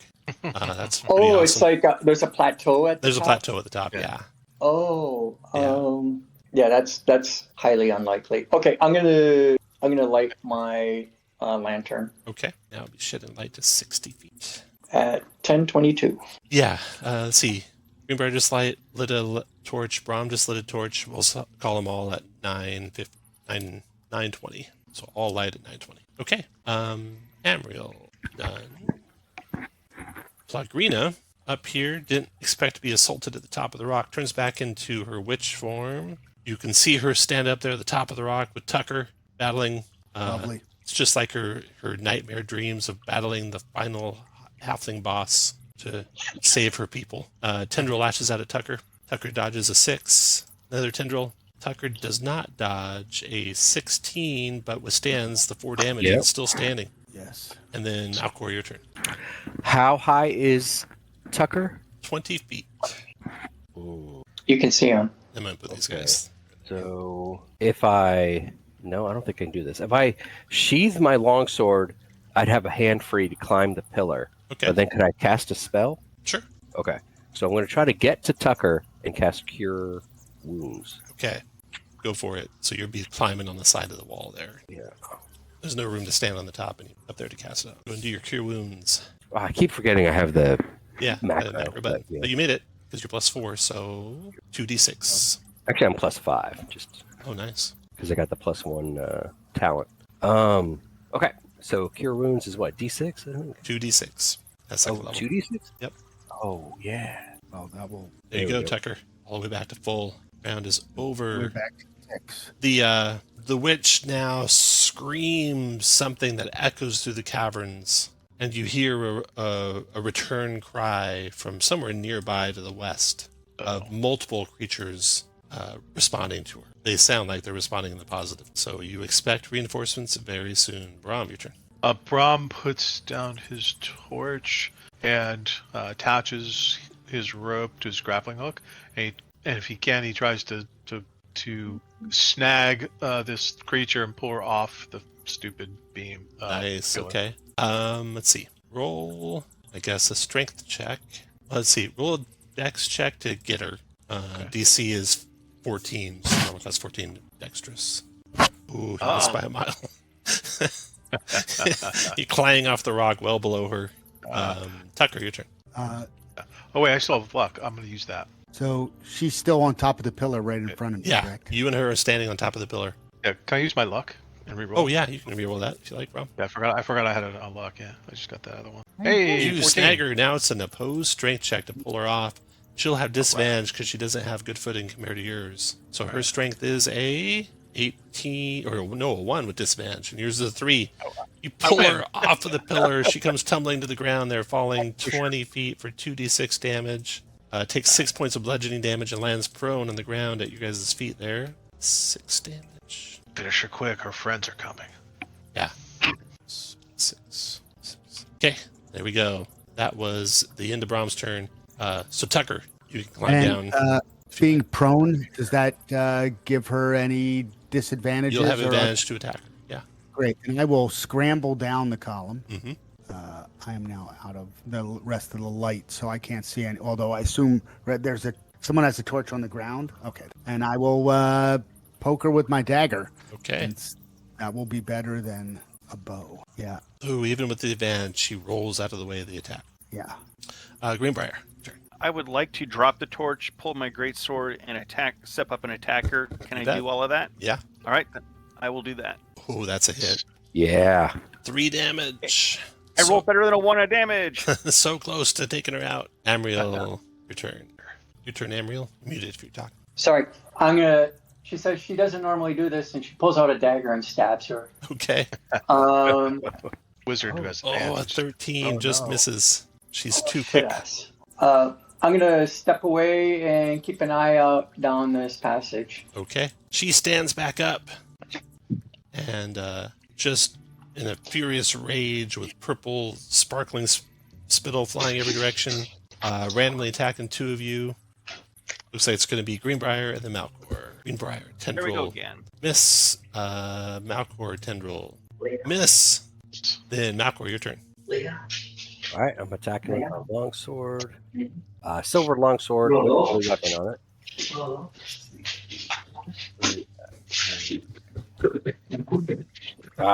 Miss. Round's over. Next is Brahm. Brom, is my grappling hook still kind of caught on her? I'll try to trip her if I can. I know that'd be difficult, but Let's see. Go to make a opposed dex check to try and get her tripped. That'd be a 17. close. So close. Okay. Then Brahm's done. Tucker. Oh, don't forget to take off your through the icon, Brahm. Oh yeah. I think Tucker will turn themselves invisible. Okay. So can Advantage on your hide- attack, Tucker. Yeah, and then again try and stab her in the eye hole with my dagger. I'm going to jump up, try and poke her in the eye. 10 is a miss, unfortunately. Greenbrier. Swing and maybe a hit this time. Let's see. 14's a hit for 9 slashing. Cut her down easily. In fact, you can take her head clean off if you want, Greenbrier. I do want. You take off the head of the witch. You can grab it. You can move your speed if you want. Amriel, We your need turn. to run. Your turn, Amriel. I'm done. Let's get out of here before whatever Back. shows up. Your turn, Back to Eric. the fish. Eric might be dealing with the dog. Okay. You all going to run I'm back. around the corner? I'm going to double move, and I'm going to say, keep that head out to present it in case we can intimidate whatever we meet ahead. Okay. If you guys quickly turn the corner to the right and go back the way you came from, you'll get away before whatever is coming gets to you. Do it. So let's take a break there. It's 31 after. The torches start at 9:20, so we'll take a 10-minute break and say the torches start at 9:30 instead. And so 10-minute break, come back at 42 after the hour. And Got Good Tucker, job, guys. Good job. I can no longer move Tucker. There we go. I don't know why. It's okay. Thank you. I think if there's not a full square, Yeah. you can't. Yes, right. That makes sense. You return back to the fishmen in their fish pond, and they are ecstatic and cheer your return. They say that now they will be easily able to defeat the bitter molds now that their leader's head is in their possession. You all now you can get a closer look at that stone. That's yours. The magic rock is, like I said, someone's action to move along every turn as long as they're strong enough. And there's also the 100 gold stacked on top of it, but that's not part of your Dang it. reward. Can we ask nicely if it's You included? certainly can, and they decline. Maybe even instead of, but Or instead of, yeah. I'd rather have the gold than the rock. I think lugging the rock around the dungeon is kind of impractical. Would you? Yes. Do you want to make that offer? Heck yeah. They'll agree to that. All right. So you can have the 100 gold instead of the rock, and you guys each gain 1 XP as well, for treasure. And as you're having discussions with the fish creatures and getting the gold and loading it up, now and then you spy across the river to the south or to the west a staring, stooped human that scuttles away as soon as your light kind of shines on them, and as soon as they feel your gaze upon them. oh, friend, come back. Probably the bitter molds. And there's more than one of them. So What south do of they where look like? Valkor's standing, you see him now and then. And to the west, when Amriel had her lantern down here, over here to the west, Amriel, you saw them pass that river. That's to the west. Yeah, exactly. All right. Where do you guys want to go now? Well, can we take stock? Amriel, what spells can't you cast now? It's easier to tell you what I can cast. Oh, okay. Mage armor, detect magic, and hold person. So I mean hold portal, not hold person. And I would really like to get a rest and come back. And I could buy more lantern oil and all of that. So that's my suggestion. How much oil do you have right now? How much gold do I have? The oil. Oil. Just the last flask that's in the lantern now. Gotcha.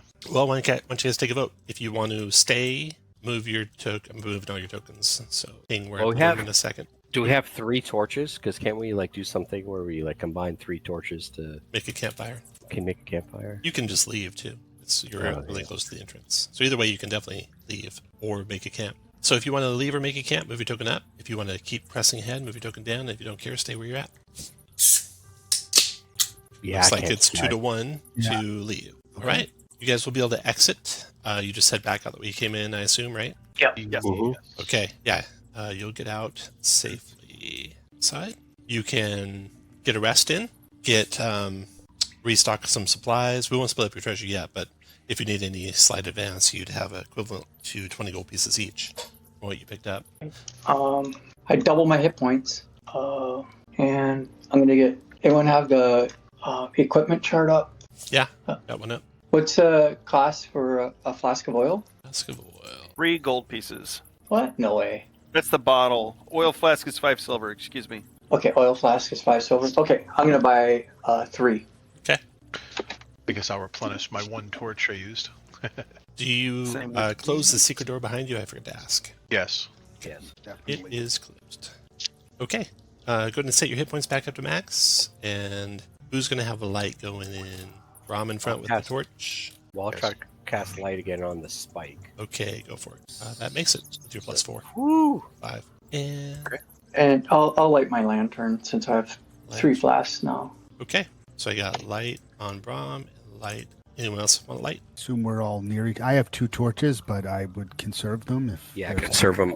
Basically, I'm going to cast light as much as I can until I can't, and then Sounds use the good. torches to get out. Sounds good. Okay, I put you guys over by the entrance. Assuming you're going back in that way again. Yes. All right. Do we want Round to go? 2. Watch out for the quicksand. Yeah. Well, do we want to go Do we back want- down to the secret area Or- and search down there, or I vote we go back the way the area we were just in. I was kind of thinking let the catfishmen kill off the monsters down there before we Oh, get in the middle of it. It's kind of my thought too. Maybe they yeah, already- it's not bad. Yeah, Well, they had a day. that's true. All right. Going into the secret door? Door. Okay. See if And they've I'll just move you down to gotten the rid of the catfish mold. room. Okay. Keep you guys where you're at. I'll move you for you. So you regroup at the catfish room. Did we give them the head of the witch? You did, wanted I to- assume, We did. Okay. We did. to get your 100 gold. So the catfish reports some skirmishes with the bitter molds, but there's still more bitter molds there. Can they- Do they have any intel on the bitter molds? For example, what are they capable of? Do they use weapons? What Um, are they? they are pretty how do they primitive. And their main weapon is either a jagged short sword, half broken long sword, or a dagger. And they also use slings. Oh, okay. And their skin is kind of rubber. And The, so they were in league with this witch. Yes, she was their leader. The bitter molds might have a magic ruby that allows you to not feel the effects of fire, Ooh. but Interesting. it was a gift from a demon. It's quite the gift. So we'll put Yeah. 950 for torches lit. Yeah, then we'll do 50 after the hour for torches. 950, 10. Yeah, sorry, I'm East Coast. Yeah. Okay, Brom, lead the way. Where are you going? All right. So they said they're basically to the west, right? Uh-huh. Where does the river go? Do they know? Yes, it goes out, winds through various tunnels, and ends up going outside of the hill. Okay. No. Which way? Northwest or southwest? Southwest. Sure. Oh wow. Big intersection down here. More So river. this chamber that you're coming into, Brom, everyone else can move up behind Brom while I describe it. It's a vast, breezy cavern. You see sheets of dripping glowstone covering walls and natural pillars. To the north, there are some cut stone flooring that's crumbling into gritty, uneven rock. To the south is just natural stone. The river in here is kind of sluggish after its fast current through the wall. It comes out of the wall more sluggish. It's murky. It's winding. Occasionally, you'll hear a splash and turn and look and think maybe you caught a catfish out of the corner of your eye. So they're in the river. You think here and there. You don't see any bitter molds here.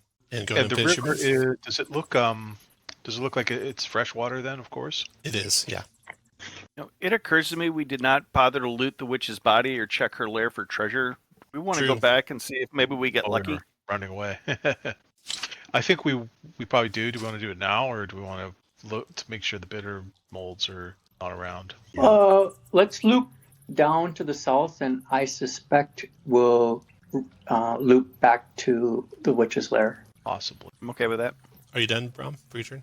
I'm just gonna keep how far I've moved. Are you heading toward this direction over here? Yeah. Okay. Let's get you as far as here, just like across the river and heading that way.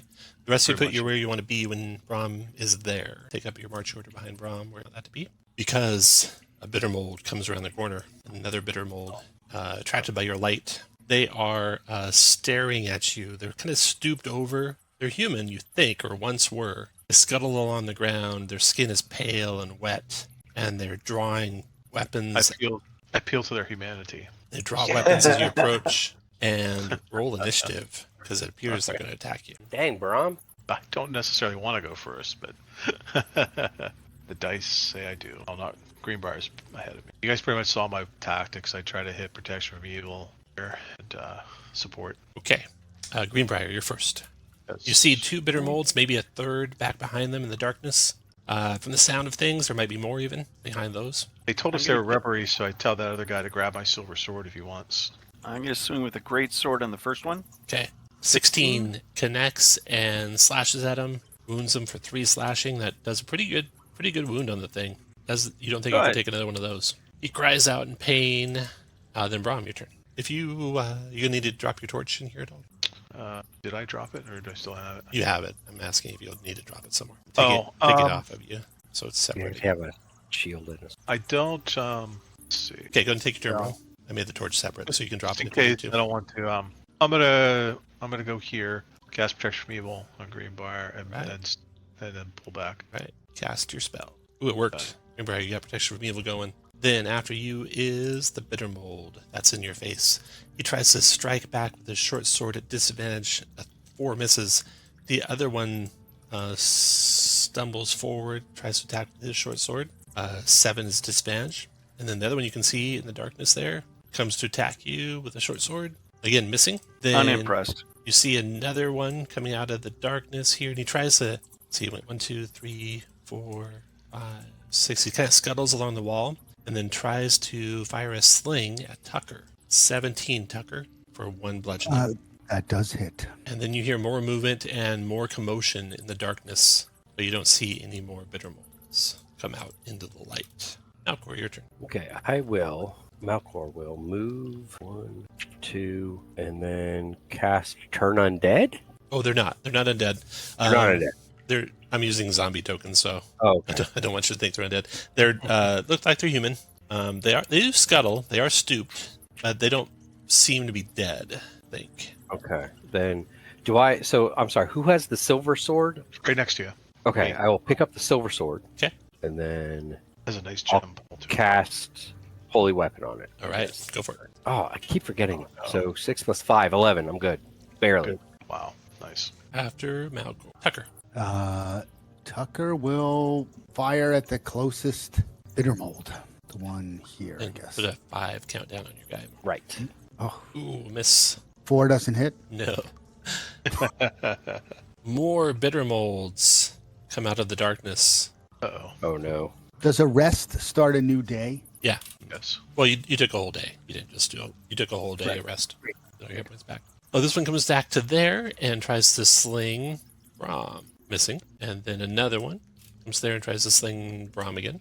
16 Brahm. 16 does hit. I'm AC 15. One right now. bludgeoning. And then there's more commotion behind those. Oh boy. Oh, man. You can quit trying so hard. I think we might need to pull back on these. Yeah. Amriel, your turn. 1, 2, 3, 4, 5, 6. I'm gonna move up to here. Okay. And I'm gonna cast sleep. But according to the sleep spell, I can only target a number equal to my level, so Yep. it's 2. Yep. So here's the roll. Nice. It Okay. goes off. 2 living creatures, level 2 or Yeah. less. I want to hit the back rank, the slingers. Okay. The 2 blue ones or the 1 blue one and 1 not blue one? Well, what are the blue ones? What's the deal It's with just them? a different group of initiative is all. Oh, to make it easy for you, yeah, I'll do the 2 blue ones. Okay. Yeah, so the 2 in the back there fall into a deep slumber. We may want to fall back to a choke point. And Yeah. She's already starting that one. Is there like difficult terrain with this river, or can I You jump can jump it? it. It's only 5 feet, so yeah, you can jump it. Okay.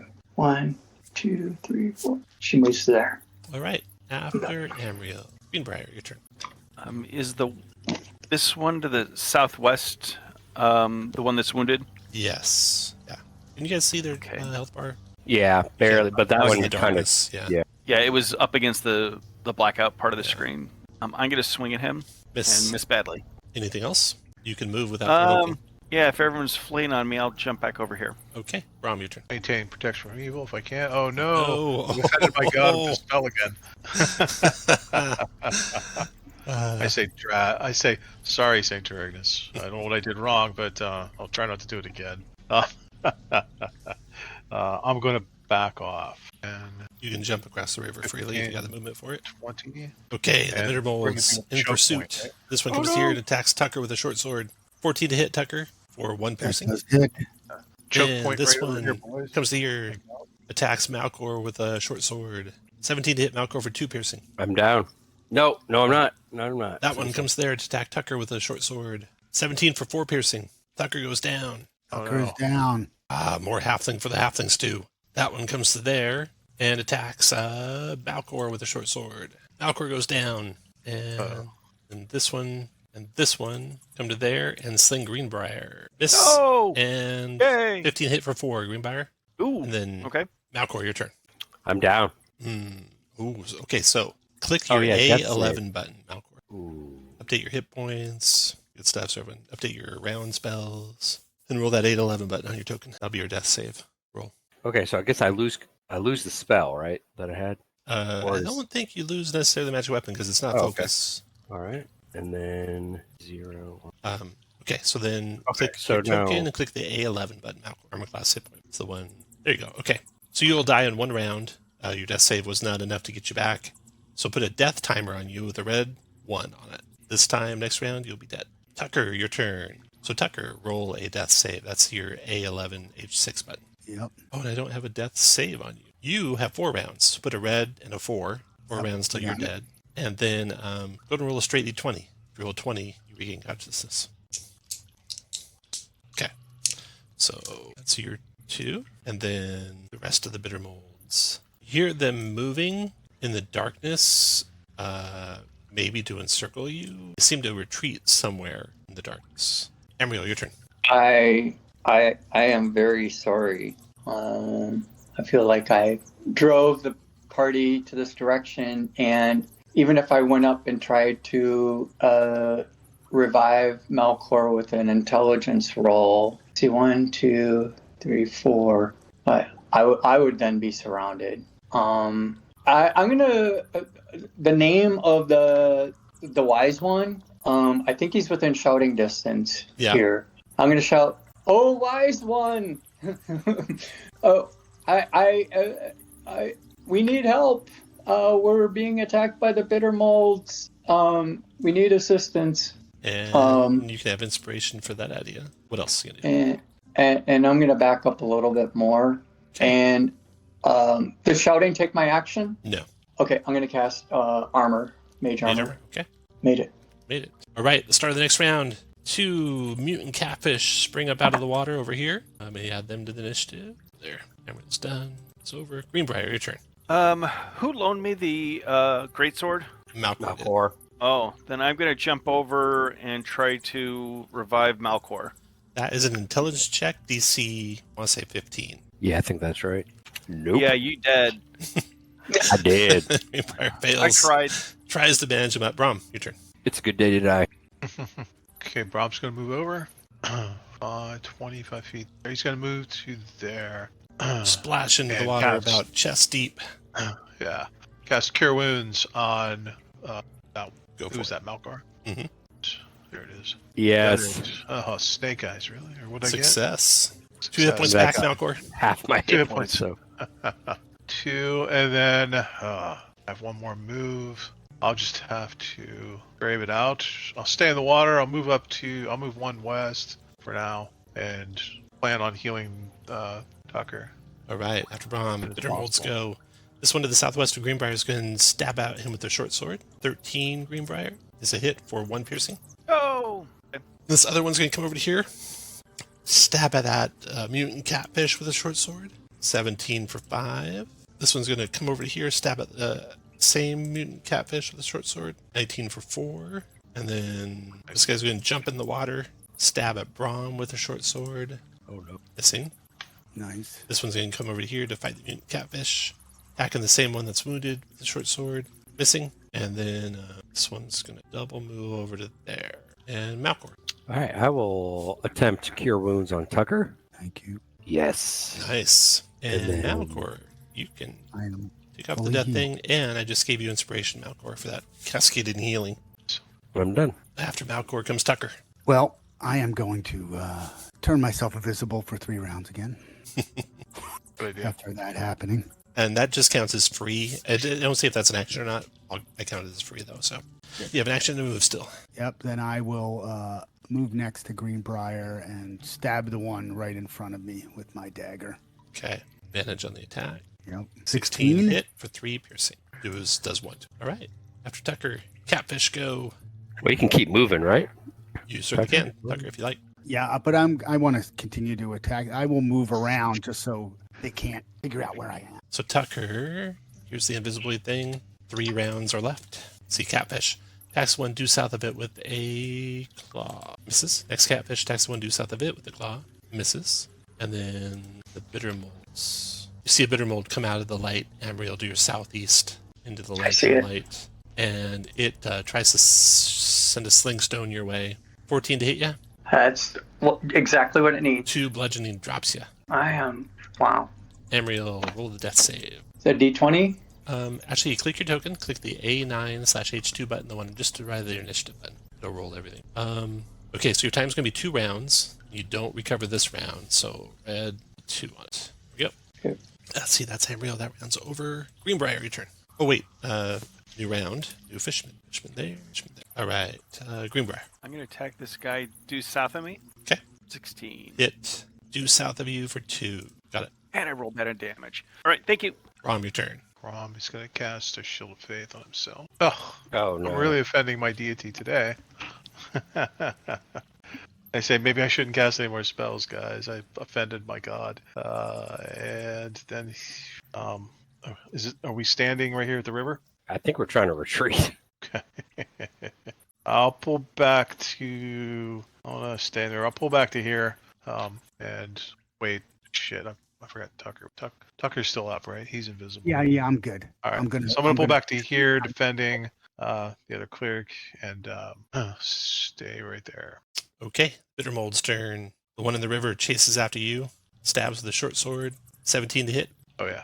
2 piercing. Then the one southwest of Greenbrier attacks Greenbrier with a short sword, No. 19 for 2 Ooh. piercing. The one south I'm of in Greenbrier. bad shape. What was that? I said I'm in bad shape, but still standing. Oh, and don't forget to update your hit points so Hit everyone can points. see your hit points. Your hit point bar is still full, so It shows 8 out of 8. I'm at 1. You're at I'll 1, okay. Oh jeez.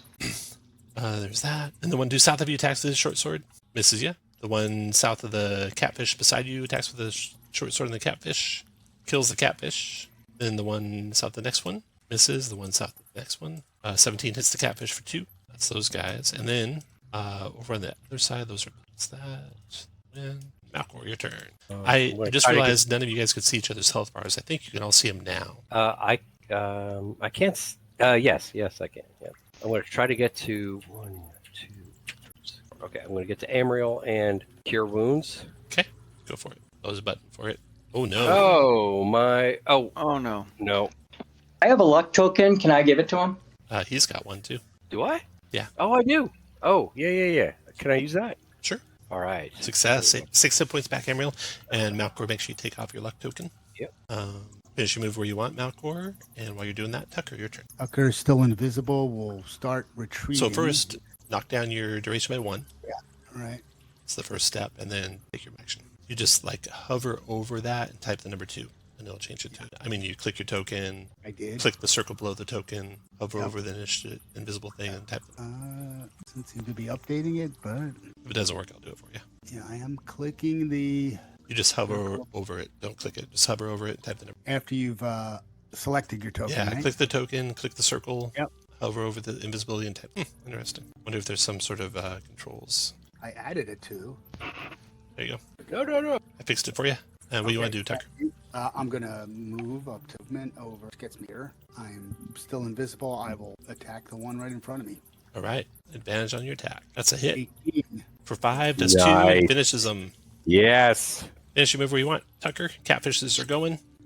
think that- Boom, claw. Miss and hit for 1 slashing. That's 1. And then a catfish over here attacking. Critting for 4 slashing. Nice. Woo! And then bitter molds fall on that catfish. Oh no. Miss badly, but crit for 12 with the other one. That catfish goes down. That is the bitter molds. Amriel, your turn. I'm going to try to take care of these 2 slingers in the back. Okay. I'm going to try sleeping them.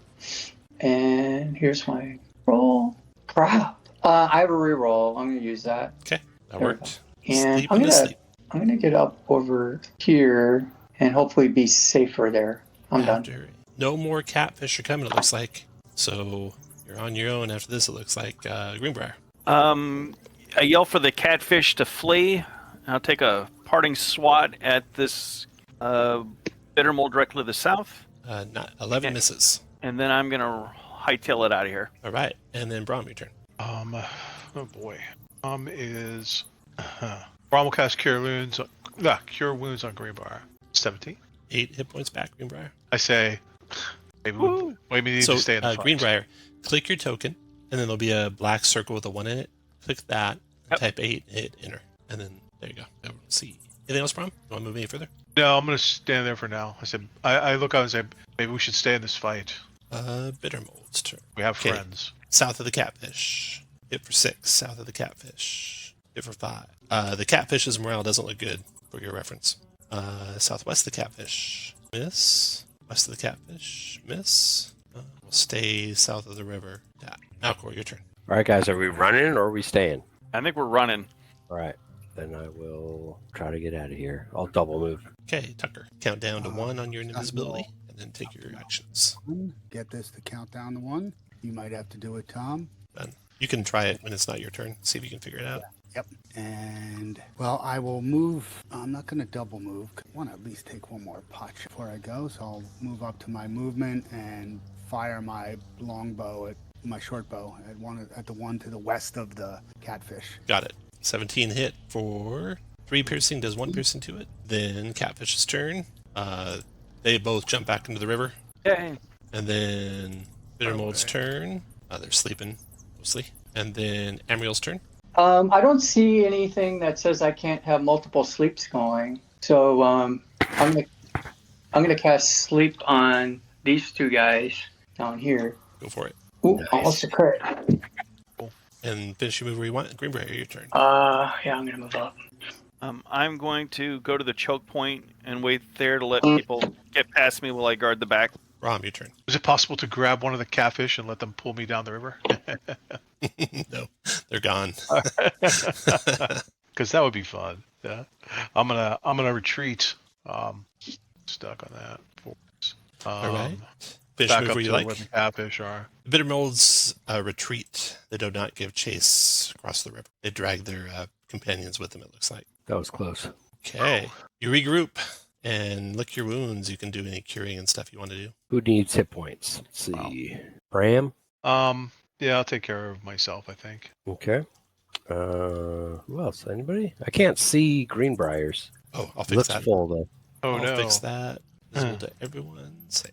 There you go. I 8 out of 8. lost my cure wound spell. Okay. So I will. Who's worse off? Looks like Brahm. So I will cure wounds on Brahm. Yes. For 2d6, is that right? That's right. Your You second already- level. you rolled it already. Oh. Sorry. Yeah. So 4. Looks like. 4. Back to full. And then anybody else? Oh, myself. Let's try myself. Yeah. Yes. Maybe we need to borrow that rock after all. I don't know. There's just a lot of them. Maybe we have to guerrilla. But maybe we can talk to the wise one and see if they want a concerted effort. If they want to send an army of catfish after these guys with us, and we can take them out. We could sweeten the deal with food too. Yeah, we could give them Yeah. a ration each or something we can offer. Yep. Or gold if they like gold. I mean, He declines for now. He'd rather pick them off one at a time than have a mass battle and lose half his men. Yeah, that's a good idea. yeah, that's fine. All right. How if many we did we stay- take out? Just one? Maybe. I thought that the catfish took out at least one. Yeah, we took out at least one. Took out a couple of them, I think. But And there's one sleeping over there. Let's get it. Oh yeah, wipe that one out. Yeah. One of the catfish goes over there and just like pulls him into the water. There you And go. you see blood flow down the river after that. Good job, catfish. Catfish in the bottle, man. So do we want to continue to explore, but stay to the north and see what's up there, and not bother the catfish? It looks like they aren't willing to cross the river. Yeah. Let's go towards where the floor was paved. Okay. Yeah. To make Put you right. back there. Take your positions up behind Brahm. Torch there for you, Brahm. Yep. And And I think I'm out of all my spells. Cure's down. Shield of Faith is down. Protection from Evil is down. I've offended my deity twice. I've turned undead just in case maybe we'll find some undead. okay, Brahm, Ah. go ahead. All right. Is this a good look, time to this go home and is- regroup?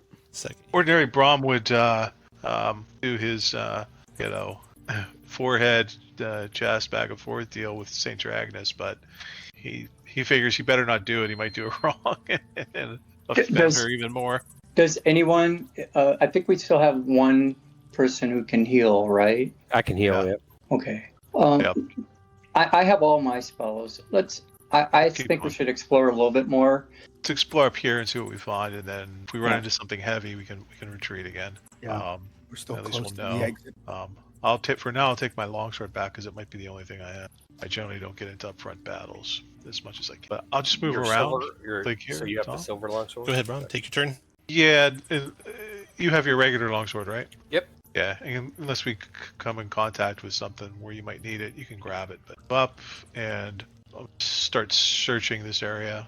Move and looks search. like those- Nothing. Flight of maybe those stairs, head steps- up. Is that where we were before with that one slide of steps to the west? I don't know. Are these muddy areas or No, not really. just worked rock? Okay. Greenbrier, go ahead, take your turn. Tucker, Mount, Amriel. Rom, go ahead.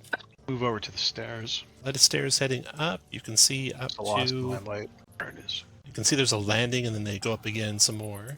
And it looks like they Continue. end at a barricaded door at the top. Barricaded. Barricaded door. Yeah.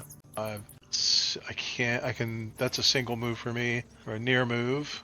If I can read anything on the door, or kind of try to detect what the barricade's all about. Nothing up there. Like we say, Barricade barricade is something in front rocks of and it? rubble and stuff all piled up there.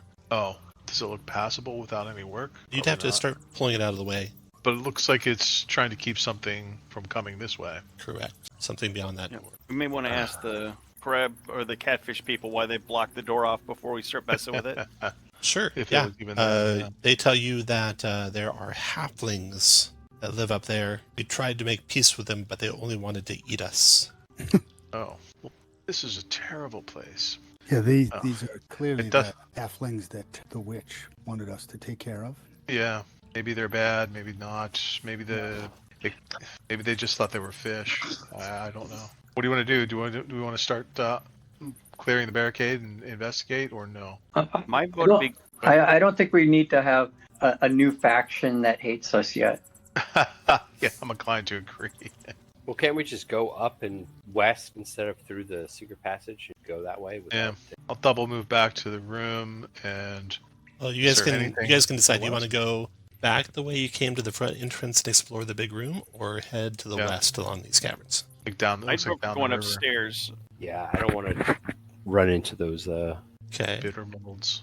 So let's do a vote. If you want to stay upstairs, move your guy up. If you want to stay along the caverns, move your guy down.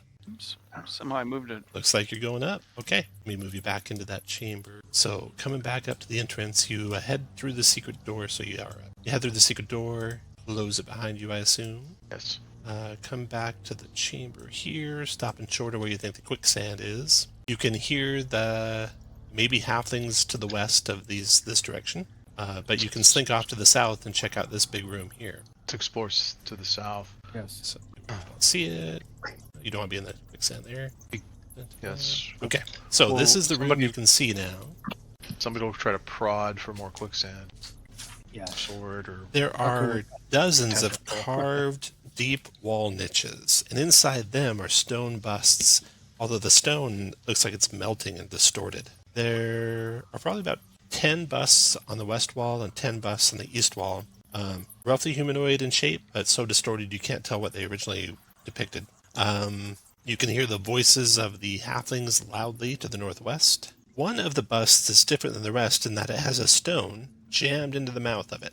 The muddy footprints lead up to the area you think is quicksand and abruptly end, and that's it. And there's a passage to the southwest. So the stone-mouthed statue is right here, just south of Tucker on the wall. The middle one of Tucker, the you want five to on check that that wall. out? I'm gonna check that out and see if there's any traps. Yeah, Tucker would definitely inspect both that. Yeah. Tucker, you find Next no to- traps, nor any kind of secret compartments or anything. It looks like the stone could be removed. It's jammed in there, but it could be removed. I'm yanking it out. All right. Put everyone where you want to be when Tucker yanks that out. Oh no! Outside? I want to be outside. Once you're happy where you're standing, Oh, don't stand in the quicksand. don't Yeah, stand in don't this go quicksand. stand in the quicksand there. There you go. Okay. When you pull that out, the statue begins to bellow a jaunty bitter mold family anthem. Oh my! What do you want to do right away, Tucker? Jam the stone back in the mouth. Okay. All right. Make a dex check, DC 12, to see if you did it so fast that maybe no one heard it. And you can have advantage because it's kind of a thievery. Oh, no. Oh no! You fumble. It takes like 3 or 4 heartbeats of just really loud music. And you notice the barks and snarls and stuff to the west kind of stop. Uh We got initiative going. Let's roll initiative, everyone. oh. Make them come through the quicksand to get us. They know it's there, Well, but they'd have to run around. they probably have missile weapons. Oh, no, not if they're crazy. I don't know. We'll see. The bitter molds had them. All right. Roll D4. All right. You don't see anyone coming down the hall on round 1. Malcor, take your action. I will cast Holy Weapon on my regular longsword. Move where you want, and then Tucker, take your action. I am going to retreat as far as I can. Take your move where you want. Greenbrier, take your action. I'm gonna break out my longbow and wait to shoot first halfling I see coming down the hallway. Count that as readied. Nothing comes down the hallway. Brom. He not draw his weapon yet.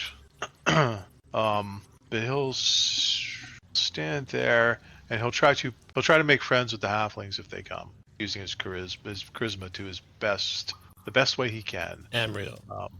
I can see the halflings with the lantern light. What do they look like they're about to do? They look like they're curious and they're talking, and a couple of them are coming this way.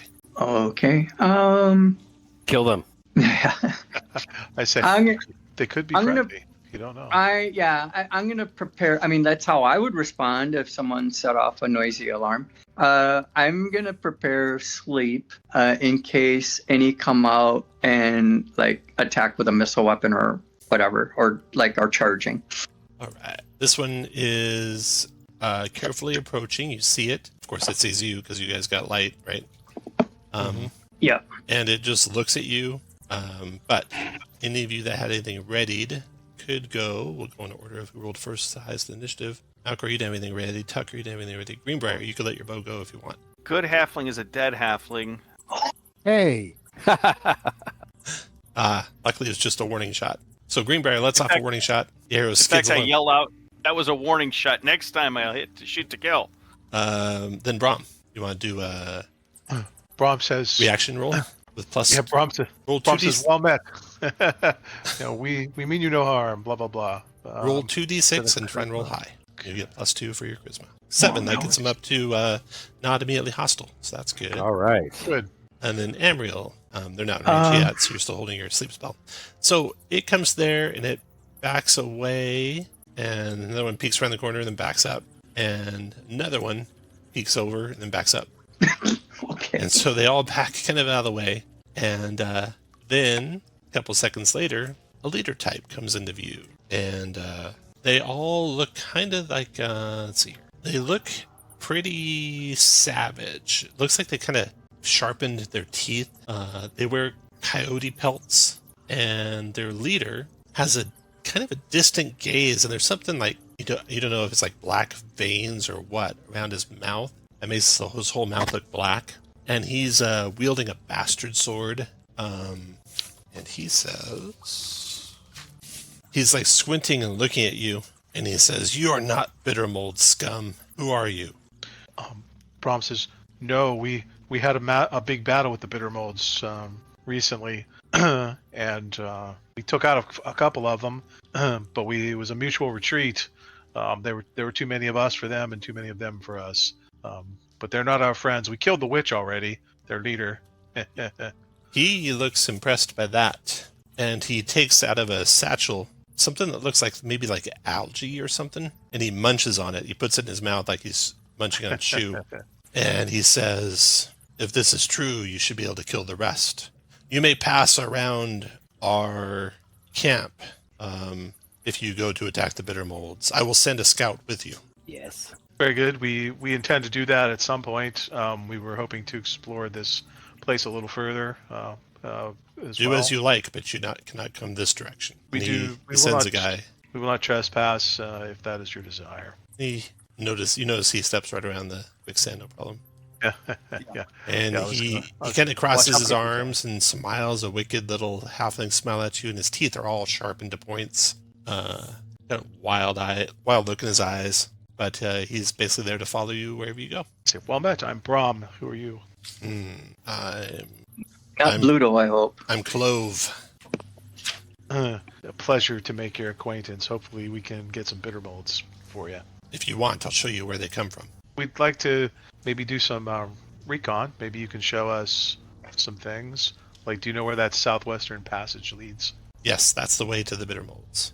Okay. and if We've Tucker used could most of ask our Gordon Doc resources, before we so we leave. need to rest first, but let's Yeah. go. You're not sure you can rest anymore. Another adventuring party might take your place if you do. Yeah. Oh no.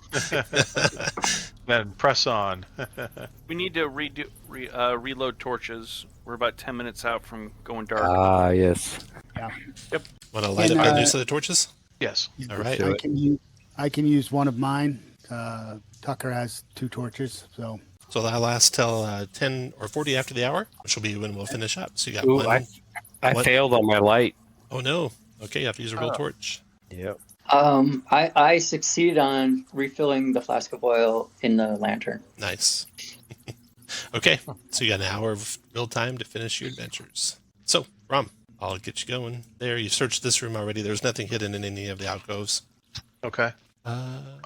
So when you come to the next chamber, I'll tell you what you see. You guys can all move back behind Brom. The little halfling seems to just follow behind you, grumbling with his duty. The chamber that you come to has a big compass rose carved into the floor. Scattered around the room are bones, no particular arrangement that you can tell. There's a body splayed out on the floor, clutching a silvery item. What is this? And there's Clyde? a door to the south that is barred. Oh, Step yeah, in the room. let me fix that. That's the body. There we go. So the body's just south of you. Get you all in the room so you can all see it. Did buddy go? I don't know where I moved Tucker to. yeah, I am in the I'm in the dark. I don't know where I am either. Right, I might have accidentally deleted Tucker. Can you ping yourself? Hmm? Can you ping yourself? Hold the No. left button down on your token. I don't have a token that I can see. Yeah, I might have accidentally deleted it. It's okay. Just drag another one on. Yeah, that happened last time when I was when everything went dark when I was trying to get the greatsword. I was like, I can't find my token. Here you go, Tucker. Okay, so again, I'll describe the room for all of you. There's a compass rose carved on the floor. There's bones scattered around the room in no particular arrangement. There's a body splayed out, clutching a silvery item. And the south door is barred. The north door is not. So, let's see. Go in order here with Greenbrier. What do you want to do, Greenbrier? I'm going to ask our guide, hey, what's up with the dead body on the floor? He touched that thing, and now he's dead. What thing? The silvery item he's clutching, when you come over and look at it closely, it looks like it's a dagger. However, the body of the halfling is scorched to a crisp. Uh-oh. Tom, I'd like to cast Detect Magic. Okay. Greenbrier, anything else you want to do? No. Okay. I'm good. Then, Amriel, go ahead. What's a The dagger quality? is magical. Yeah, what sort of properties does it have? In 2 rounds, you'll know. Okor, what do you want to do? All right, so north door is not barred. South door is South door is barred. barred. Check out that compass. Yeah, what is up with that compass? So there's a compass rose carved into the floor. There's bones scattered around the room. There's the body clutching the dagger, and the barred door to the south. There's nothing special about the compass. It's just a compass rose carved into the floor. It'll take an action to unbar the door to the You got south. it. You move aside all the stuff there in the way, and then I bet that leads to the crab lair, or the catfish lair. Oh, yeah. The bitter mold. Tucker, what do you want to do? Well, Tom, I actually can't see anything. I don't know where my token is. I lit a torch. Are you right here? Oh, yeah. I am in the darkness. Do you see I- anything now? Attack I the see darkness. pinging. Oh, let me fix your token. Token might have visibility on it. Let's see. Lighting. Let's see. Now you There should be able to we see. go. Yes. So there's a compass on the floor. Compass carved into the floor. I would. Which direction is? I mean, what North is to direction the is top north? on Is the north compass. okay, so it's as we might expect looking at this floor. Yeah. And the dead halfling with the dagger. We've already looked at. We don't know anything about the dagger. Yeah, the dagger's magical. The halfling is scorched to a crisp. Yeah. Some kind I of mean, fire trap in here, maybe. Right? Yeah. I'm just gonna hold here. All right, See what- then Brom, your turn. We're going through the door. Ask Clive if he knows what kind of fire trap is in here. No trap except that dagger. Okay. Brom will do some kind of search on the compass What's Brom doing? in the floor. He's going to try to search the compass and see if Okay. there's anything he can Yeah, find. no secret compartments or loose floor tiles or nothing. Greenbrier. I'm going to continue waiting. Amriel. I'm going to continue to focus, Okay. so I need to. Okay. I will go open the north door. Oh no, Amriel. Did Yeah. we blow up again? But focus roll doesn't go to the. It does. I think if you roll a 1 though. It does if you roll. Yeah, it's a critical fail. Okay, so let's see what you got. Spells. There we go. Roll d12, please. All right. Do I want to roll high or low? I don't know. It's kind of like all over the place here. All right, we'll go in the middle. Spell worm. You lose the ability to cast a random spell on each of your turns until you pass a DC 12 Constitution check. You regain the ability to cast those spells after completing a rest. Okay. So, Oh. pick one spell at Well, no. First, make a DC 12 Constitution check. If you make it, you won't Yeah. lose any spells. Yeah, this is never gonna succeed. You never know. Hey, look at that! Look at wow. Nice. You stopped Bravo. it. Okay, Greenbrier. What are you doing, Greenbrier? I'm still waiting. Okay, sorry. Oh, I opened that door. The one in the north? Yeah. Okay. Now I'm looking. Then, what you guys all see inside that room is a pedestal of lumpy stone on which is an opaque white bowl. The walls are draped in shredded crimson banners with no heraldry or anything on them, just plain crimson. The air is frigid, so frigid you can see your breath when you open the door. And opening a door is a free action, Greenbrier, so if you moved there and opened it, you still have your turn left, the rest of your turn. I didn't open it. I was just standing there. Is that Malcor who opened it? Yeah. Okay. What do you want to do, Malcor? Or they opened it. I don't know. Guess move in. Go for it. So you got the lumpy stone pedestal, the glass bowl on top of it, crimson banners around the periphery of the room. Well, I already used my action, so I'll just stay here. Opening there was free. Oh, then I'll search what is that, pedestal? Yeah. Okay, so Frosty Rime plays over the surface of the bowl. Inside, it looks like it's filled with ash. You don't see anything obvious other than that. Anything else you want to do? So a bowl full of ash. I'll stay. Okay. Tucker, your turn. Well, I might ask Clove if they know what's up with what's in the north room. He shakes his head no. He doesn't. I will head north and join Malcor and check out this pedestal. See if there are any traps that I can detect. Okay. It is not trapped. Just a white bowl full of ash. Very cold in there. Rom, your turn. I asked Clive if the barricaded door leads to the bitter molds. He says yes. Is that where we have to go to find and fight them? Yes, they're past that door. Okay. And does he know anything about the western corridor? It's like a tease. He nods yes. It's down there. What do you want to do? Besides talking to Bron, the Clove. I'm gonna go out to the T and take a look Okay, real quick. there you go. Yeah, so 2 back, 5, 6. All right. Greenbrier, Swing down here and hang back. Amriel. Is there anything flammable on the dead halfling in the middle of the floor? No, everything flammable looks like it was burned up, and the halfling is scorched. Okay. I do either Tucker or Malcor have torches? No. Nope. Maybe they do. They're not lit. No. Okay. I don't know how many actions this would take. Oh, great. I can't move my... Oh, God.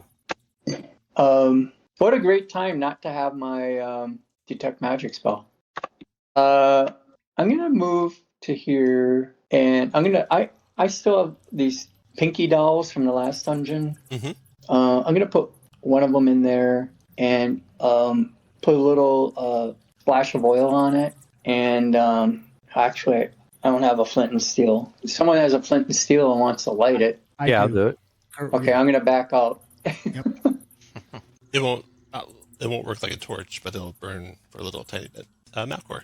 I don't know. What are we doing, guys? You've got a bowl full of ash on a lumpy table. You've got crimson banners all around the walls. Ooh. What do you want to do, Malcor? We've already searched the ash, or no?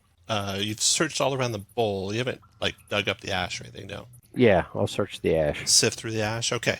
Yep. Sifting reveals teeth, a blue pearl worth 40 gold and 1 XP, and that's it. You think? Do you want to take the pearl or leave All it? right. Yeah, I'll take the pearl. When you take the pearl, the ash and teeth knit together and form up into a skeleton Oh, that God. stands at attention beside you.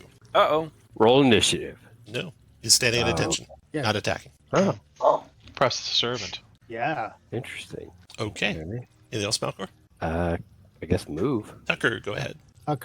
Tucker really doesn't like all the ritual ash bowl stuff and is gonna get out of it. Okay. And The skeleton follows you, Malcor.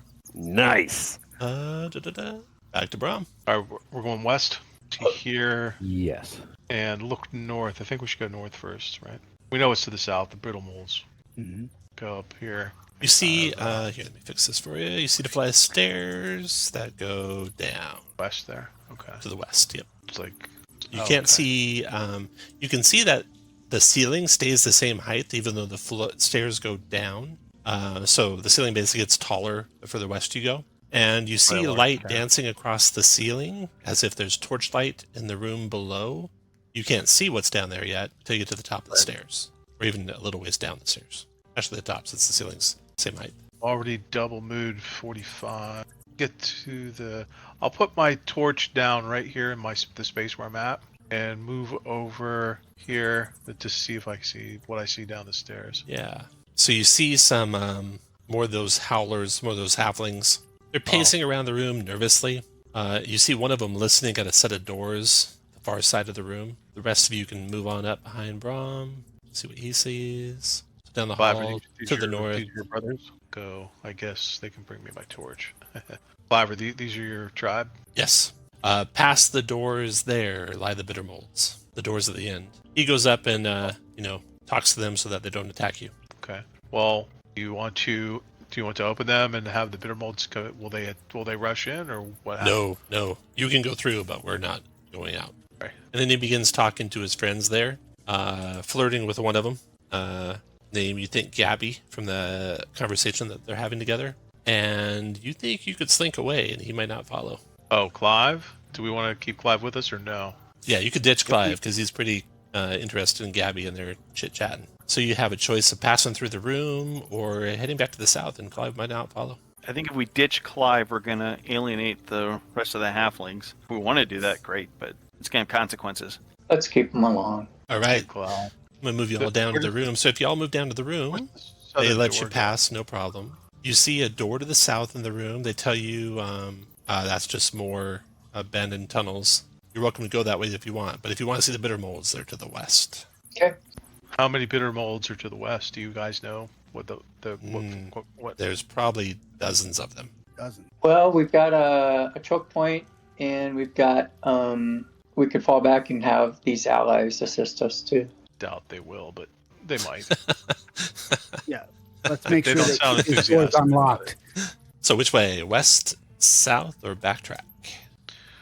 I'm apt to explore south a little bit. Yeah. Yeah. Okay. I'm good with that. I'm really not here to kill bitter molds. I say. Yeah, you're here to get Lively. treasure. Yeah. Okay, the south in this room or backtrack and go south? South here. Yeah. Okay. You open that door to the south, then you can head that way. You can all move back behind Brom. I'll put him down the hall there. You can take him in position where you want to be behind him. And fix this here. Okay. So the hall dead ends, but there's a stairway that goes up to a door at the end. You can move down a little bit further, Brom. You can see a stairway that goes up to the east Oh yeah. and then ends in a door. The hallway to the south ends in a dead end. You guys want to go through that door to the east? Yeah. Yeah, we'll follow. That's the only way to go. Absolutely. Should we search for secret passages or something? You may. Yeah, go for it. Okay. You're going to search the end of the cave in there at the end? Yeah. No secret passages. It is just a natural cave in, it looks like. Rom, you opening the door? Yeah, I'll do a cursory look for danger, and if I don't see anything, I'll just open it. Step in. Sorry. It's the wall there. Okay. You all can move in. It's a room. No Niches. traps or nothing in there. You notice that Clive doesn't follow you as you head south. He's talking to Gabby. So this room that you come into is it's got two fountains in it in the two south alcoves there. They're wide, smooth stone. Inside each is burbling water. One of the stone is glossy black.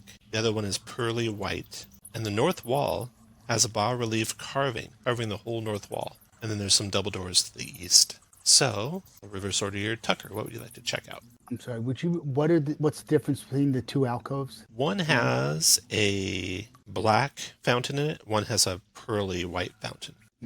I am very reluctant to sample either of these fountains. I'll start with the left one, the darker Okay. fountain. You kind of smell a sulfury smell coming from it. It gets more potent the closer you get to it. Don't do it. The water inside has kind of a yellowish tinge to it, but otherwise it looks like regular water. That's all. Nothing trapped or anything else that I noticed. Nothing. That was Tucker Malcor. Did Tucker drink from the fountain? No, he Did did not. not. He searched it for traps, and there were none. Sulfurous. That's not. It doesn't. I know herbs. It doesn't smell herbal. I'm pretty wary. I'll drink from the white fountain. When you get to the white fountain, before you drink, you'll see what's there. There's a dead small, Oh. like immature mutant catfish floating in the water in the pearly white fountain. The Ooh. water's got a pinkish hue to it. So you see that when you move up next to it. I'll search it first. Okay, no traps. And then Emriel. I'm gonna look at the bas relief to the north. Okay. What is it depicting? It's kind of runny and distorted, so you have to get kind of close and carefully look it over. But you think what you see is a man standing atop the keep that used to be on top of this hill. Mm-hmm. He's dropping a stone that's kind of shaped reminiscent of a heart into his mouth. And disconcertingly, the hand he's using to drop it looks like an AI hand. There's one too many fingers, and they're going the wrong direction. So that's what it's showing on the bas relief. A man dropping a heart-shaped stone into his mouth. How do I know that the stone, like the heart-shaped thing, is a stone versus like an actual heart? You don't think it's... I mean, it could be an actual heart. Okay. But, All right. Well, I pass that information on. This is some sort of demonic ritual room, I think. Greenbrier, what do you like to do? I'm going to stand at the top of the stairs here and guard it. I'm expecting those halflings to come up and attack us from behind at any moment. Brom, what do you want to do? The catfish and the white bowl is it does it look like it's burnt, like acidic, or does it look? No, not burnt at all. It just looks like a dead fish floating in water. You don't know what killed it. Not burnt, not cut, not charred. Nothing obvious. I'll take the edge of my cloak and kind of reach in and pull it out by one of its legs and put it on the floor and try to inspect it. Yeah, you get it out of the water. Nothing bad happens to you. Turning it over, looking all around it. No obvious sign of death. It is for sure dead, though. All right, does anyone else want to do anything in this room? No. Which way do you guys want to go now? Let's go to the east. Okay. Yeah. Opening the double doors to the east, moving that way. You can see the room. The far wall of that room, the east wall, is pockmarked with jagged holes in the wall. And there's kind of a faint bile stench as soon as you open the doors. And it grows stronger the closer you get to that wall with all the holes in it. Brom, you want to do anything? I don't know if I want to get too close, but I just want to get within 10 feet and see if I can find anything more than that about the holes in here. So it looks like there's about 20 or so of them. They vary in height along the wall. The ceiling's about 10 feet high. They're about as big around as your fist, as a clenched fist. They're dark inside. You can't see where they go exactly. And while you're investigating, everyone else is going to regroup where you want to be while Brom's taking his turn. Before your turn comes up, you can all move freely to somewhere. Any sign of sounds of halflings coming up behind us to surprise us? No, there is not. All right. DM, before we left, was Tucker able to tell, with his herbalist background, whether either of the liquids were medicinal or poisonous? Yes, you believe the stuff to the west, while not exactly poisonous, would probably cause pretty violent coughing and or vomiting. And the one to the east, the pinkish water, that might have some medicinal purpose to it, but you can't know for sure. Something seems wrong about it. Okay. Even though you think you could drink it and it could heal you, there might be other repercussions. Like all medicine. Yep. There's always side effects. Yeah. Okay, but as you guys are being careful to listen for any of those guys coming up behind you, you do hear noise coming down the hall. Just as... You mean the hall to the north?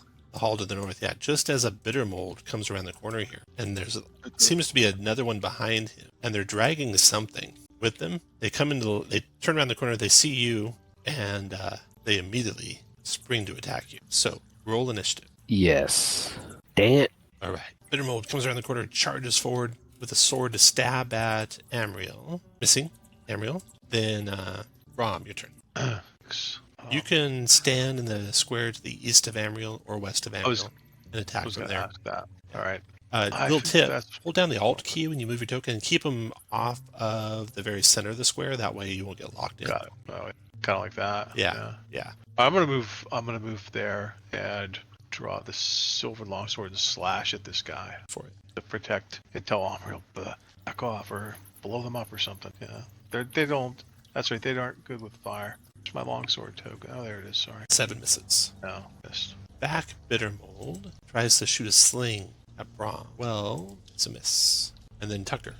Tucker will pull out his short bow and shoot at the one that is engaged with Amriel. Okay. 16 That is a hit. for 1. Oh no, it just kind of ricochets. It like goes into his flesh and bounces back out. Amriel. I'm gonna cast sleep on the 2 in front of me, Oh, nice. Okay. and it goes off. Nice. Two sleeping And guys. You don't know if Yeah. there's more behind them or not. I'm gonna back away so more people can get at them. Okay. Attacking them or violently shaking them would wake them up. You can definitely move through their space and not wake them up. But it'll be dark around the corner because there's no light up there. So Greenbrier, what do you want to do? I'm going to wake this guy up with a great sword to the face. Advantage on the attack. Any hit will be a crit. We're doing the 5e. That's not really a ShadowDark rule. That killed it. Hey! And then you can finish moving where you want. Malcor, your turn. I will. Marco will move up. Can you see any more over? You don't. You Okay, see something fair enough. on the ground in the darkness, like whatever they were dragging, but it's just a lump. You can tell what it is because it's dark. I'll keep moving up to here and Okay. then attack with. Actually, yeah, screw it. I'll attack with my longsword. Okay. Oh yeah. 4 damage. Ooh. That wakes him up. Doesn't quite kill him. It's over. Brom. Still have advantage because he's prone. But he's not Yep. asleep. I'll move up to take advantage of the prone condition there. Slash down hard with my longsword. I've finished 16 him. for 4. Nice. Now you can come around the corner, where'd you go, and see what's there. So there's the charred halfling body is what they were dragging. And you see... From that room? Yeah, they're dragging it from that room. And you see next to the, or near where the charred halfling body was, is a dead bitter mold body. And it is burnt to a cinder. And it's holding a dagger. I grabbed a dagger. Okay. Wow. And that's the one back there at the end of the light. Yep. They were. Do we hear they- any more noise from the bitter molds from back that way? Or No. Seems these 2 were alone. Or 3 were alone. I'm curious about that dagger, but it looks like it blows up anybody who touches it. Perhaps you could cut off the bitter mold's arm and it'll stay. It'll stay held to the dagger. So back to the. Yeah, you drag their bodies out. You can go check out the dagger more if you like, or this room. Basically, you have those fist-sized holes in the wall, kind of a faint bile stench coming out of them. There's about 20 of them. It's dark in there. None of you have tried to shine a light in one yet. Yeah, I was just thinking about doing that though. Okay. You guys want to try and get a torchlight close and see what you can see? How about a lantern? Even better. You have to I'm get up gonna- right there next to Amriel. Everyone else, get where you want to be when Amriel gets right up there next to that wall. Oh, I hate when I hear those words. Amriel, roll a d20 for me. No. You want to roll high. That's not good. Oh no. That's not high. It's just inky blackness in there, Amriel. In fact, too inky. And Yeah, the lantern light should be getting in there. right, you back up just as a ichor of black ooze spills out of the opening right at your Oh, no. feet. Everyone roll initiative. Yikes. Oh, The I'm heck is sorry. that? Oh no, that ooze rolled real good for initiative. This might be the end of Amriel. hi. Ooze roll high for initiative. Aha! I noticed the oozes in ShadowDark are not Dex 2 like they are in 5e. In fact, some of them are like Dex 12 and 14. Oh, yeah, They're that's quick. They're that's much a faster than you. fast-moving ooze. Yeah. Okay, let's see this thing. It will spills onto the floor and it will attack with tendrils twice. The first tendril on Amriel. Misses. Second tendril on Amriel. That'll Does hit. not miss. And I'm Amriel down. is squeezed unconscious. Falls prone there. And it's done. That's that ooze. Next to go is Greenbrier. I hate oozes. Is the initiative descending? I need to fix that. It's not. Must not have sorted it. Sorry, Greenbrier. Oh, good. You're not going. No next. problem. Malcor. I hate oozes. So Amriel's dead in 1 round. Is that correct? Oh, No, no. that's You all. won't know until Amriel's turn comes up, and then Amriel will roll a check. That one is something else. So you have the rest of this turn, and then maybe one more turn on Amriel. I mean, Alright. you have at least until Amriel gets 2 turns. I will cast Holy Weapon on my regular longsword. Okay. Done. Yeah, got it. Then And Brom. then I'll stay here. Gonna try to grab Amriel's body and drag him back here. Bet. No problem dragging Emerald back. Probably drop the Intelligence torch. to try to, to do an intelligence to try to I'll pull out a medicine kit or whatever they call it and try to help him. DC 15 intelligence. Boom. Ooh. Hey, Stable. Nice. Actually, I think that just stabilizes when you make the intelligence check. it does, yeah. Yeah. Okay. And now he only has to roll 12 to see if he gets hit points back. Tucker. I'll shoot at the ooze All right. in the Go for it. corner. A 6 is a miss. Yeah. Then Amriel. I'm unconscious, right? You are unconscious, yes. Greenbrier. Attack. 9 is a miss. Okay. Round is over. Ooze's turn. It attacks Greenbrier No. with a tendril. Missing. And then Malcor, your turn. Amriel is stable but not healed. Is that Correct. correct? All right. I'll move forward and attack with my longsword, which I have holy weapon on. Oh, nope. Oh no. And then I'll back up. All right. Then dodges out of the way with sword. And then Brahm, your turn. Brahm. Don't have any way to heal, so I'm gonna move up here, pull my longsword and attack. Right, nice. Nice. Oh, nice So I hit, guess Brahm. that's 4 damage. Yeah. 4 points of slashing damage to the thing. Roll a d6 and you want to roll high, Brahm, as your sword kind of begins to No. pop and sizzle. And the We don't know how to listen. the corrosive acids spread across no. the silver or whatever Not it my is silver longsword. and Oh, no. corrode it up. So it kind of just melts away. It melts away. I'm like, oh no. And then Tucker, your turn. Next time, Fuck Tom, off. would you say roll low? I think maybe that will help it. Tucker will fire another arrow. Okay. Miss. Amriel, still unconscious. Greenbrier. Yep. Take another swing and hope the magic sword does not dissolve. You hit 7 slashing. Roll a d6, don't roll low. Magical bronze isn't what it used to be. You're good. You're good. Woo! It's over Ooze's turn. Ooze tries to strike back at Greenbrier. Oh no. Let's see. Ooze retreats back into the hole, and we're out of initiative. 20 more holes just like that, or 19 more holes just like that one if you want to investigate any of them. Wow. 19. Okay. I think we leave this wall alone. You try jabbing a Brahm torch in there. says. It's like, Yeah, it that's what I melted was my gonna- sword. I'm going to pick up the torch and stick it in the hole. Okay. Yes. Roll a Does it melt d20. the Does it melt the pommel too, Tom? That might be worth that 30 gold. It does enough damage that it's not worth any. Yeah. Gotcha. That's what I figured. So the person sticking the torch in the hole, roll a d20. Roll high. Can you get me conscious first? I'll do it on my turn. You don't have to. Okay. You can do it right now. Go ahead and do your healing if you want. There you go.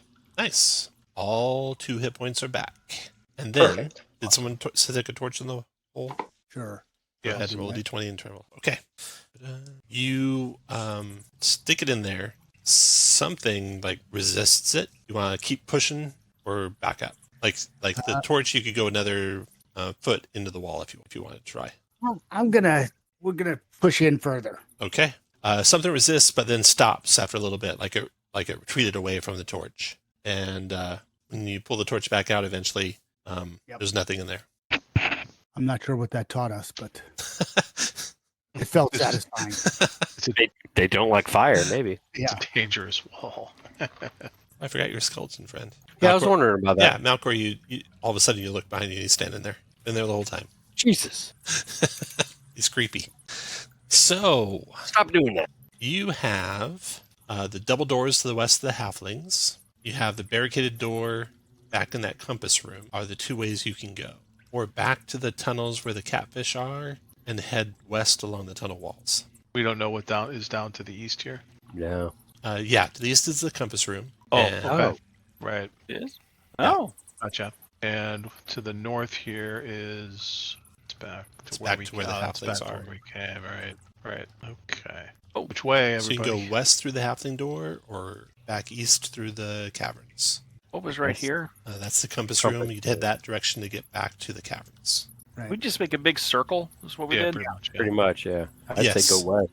Yeah, let's go west. West? I Okay. agree. All right. I'm very tempted to take a swig of the pink liquid on the way out, but Yeah. You want to try it? yeah, given my background, I don't see how I could pass up trying something medicinal. Okay. Then roll a d4 for me. Luckily, you didn't say roll high, so Yeah. I'm guessing roll low is good in this case. This is Amriel, right? This is Tucker. Oh, Tucker. Tucker, you feel like it could have healed you if you were wounded at all, but you grow an extra eye on your head, Oh, awesome. which What? yeah, which doesn't help your charisma in general, but it actually isn't a negative modifier to charisma. It's not a modifier to. So yeah, it kind of mutated you, and now you have a disgusting third eye. Yeah, but do I have like better depth perception? No. Do I have? No, Can I see things that I couldn't before? no, it seems like it's nothing but bad for you. It's cosmetic. Yeah, Okay. I bring some of my curls in front of the third eye. got it. Okay, that gets you guys back to this room. The double doors to the west of the halfling there. You want to go through those? Yeah, Sure. I think we should Okay. check them out. They open up into a hall, and That a way you guys out. can all move into the hall so you can get a view. Probably the last time I'll use full dynamic lighting. I always like the idea of it, but it's so hard for a player to see. Yeah. Can't imagine it's all that much. Okay, past the room that the halfling are guarding is a hallway, a long hallway going north and south. And then some caverns to the west, and the halflings point to the west, and they say they're past those caverns, and they shut the doors behind you. Does Clive stay with us? No, I was only supposed to get you out of the halfling tunnels. Oh, nice. And then we have our skeletal friends. Yeah, You do. right. Does anybody have a weapon? You mean We all have Dagger. weapons. you all have weapons? Yeah. Yeah, except those don't. two My longsword dissolve. got melted. Oh, so your longsword, yeah. Oh, yeah. You can have- I will give you my daggers. I will stick with my short bow. I got a spare longsword at this point since I'm using somebody's greatsword. You can have my longsword. Oh, okay, great. Yeah, I'll take that and one of your daggers, Yep. just in case. Well, do I have enough? Yeah, I use a couple torches. I'm good. Gear slots.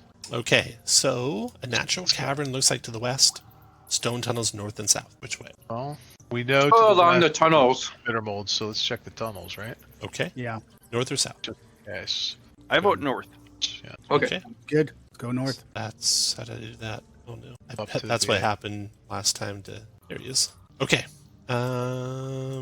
give me march order behind Brom, assuming Brom's leading. We've got about 12 minutes on our torches. Well, okay. All right.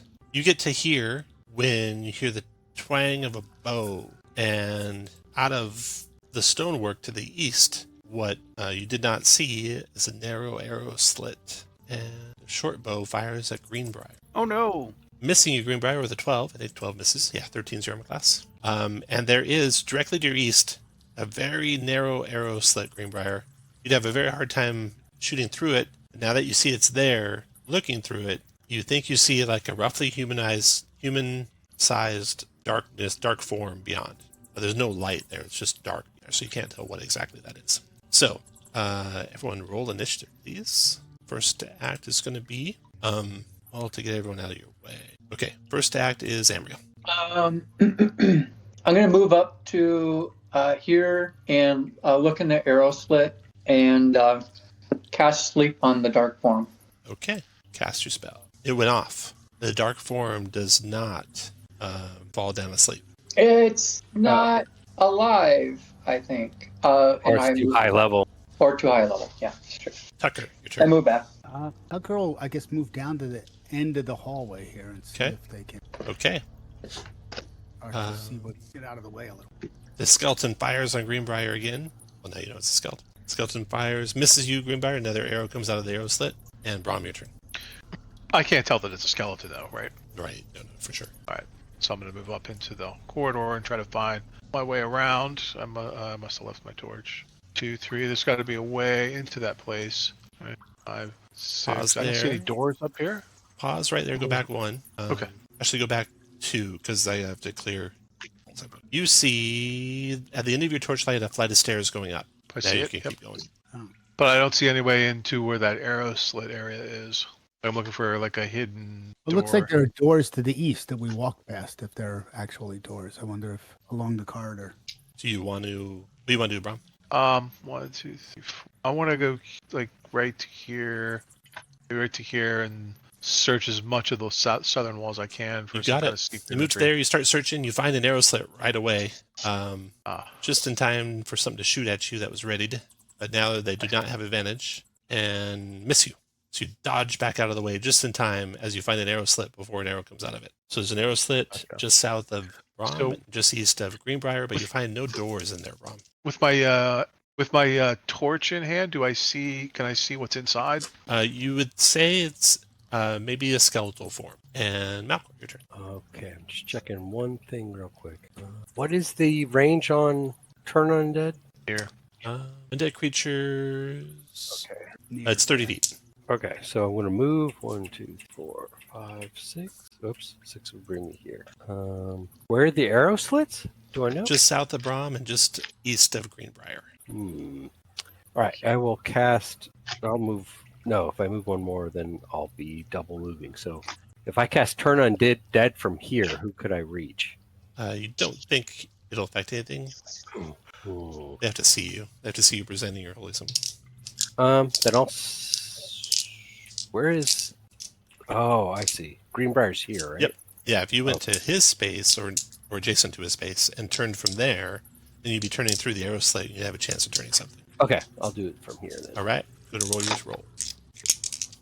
Oh, no. Oh no, I lost it. Fails. Turn the dead's done. Greenbrier, your turn. Must be lunchtime. I'm gonna.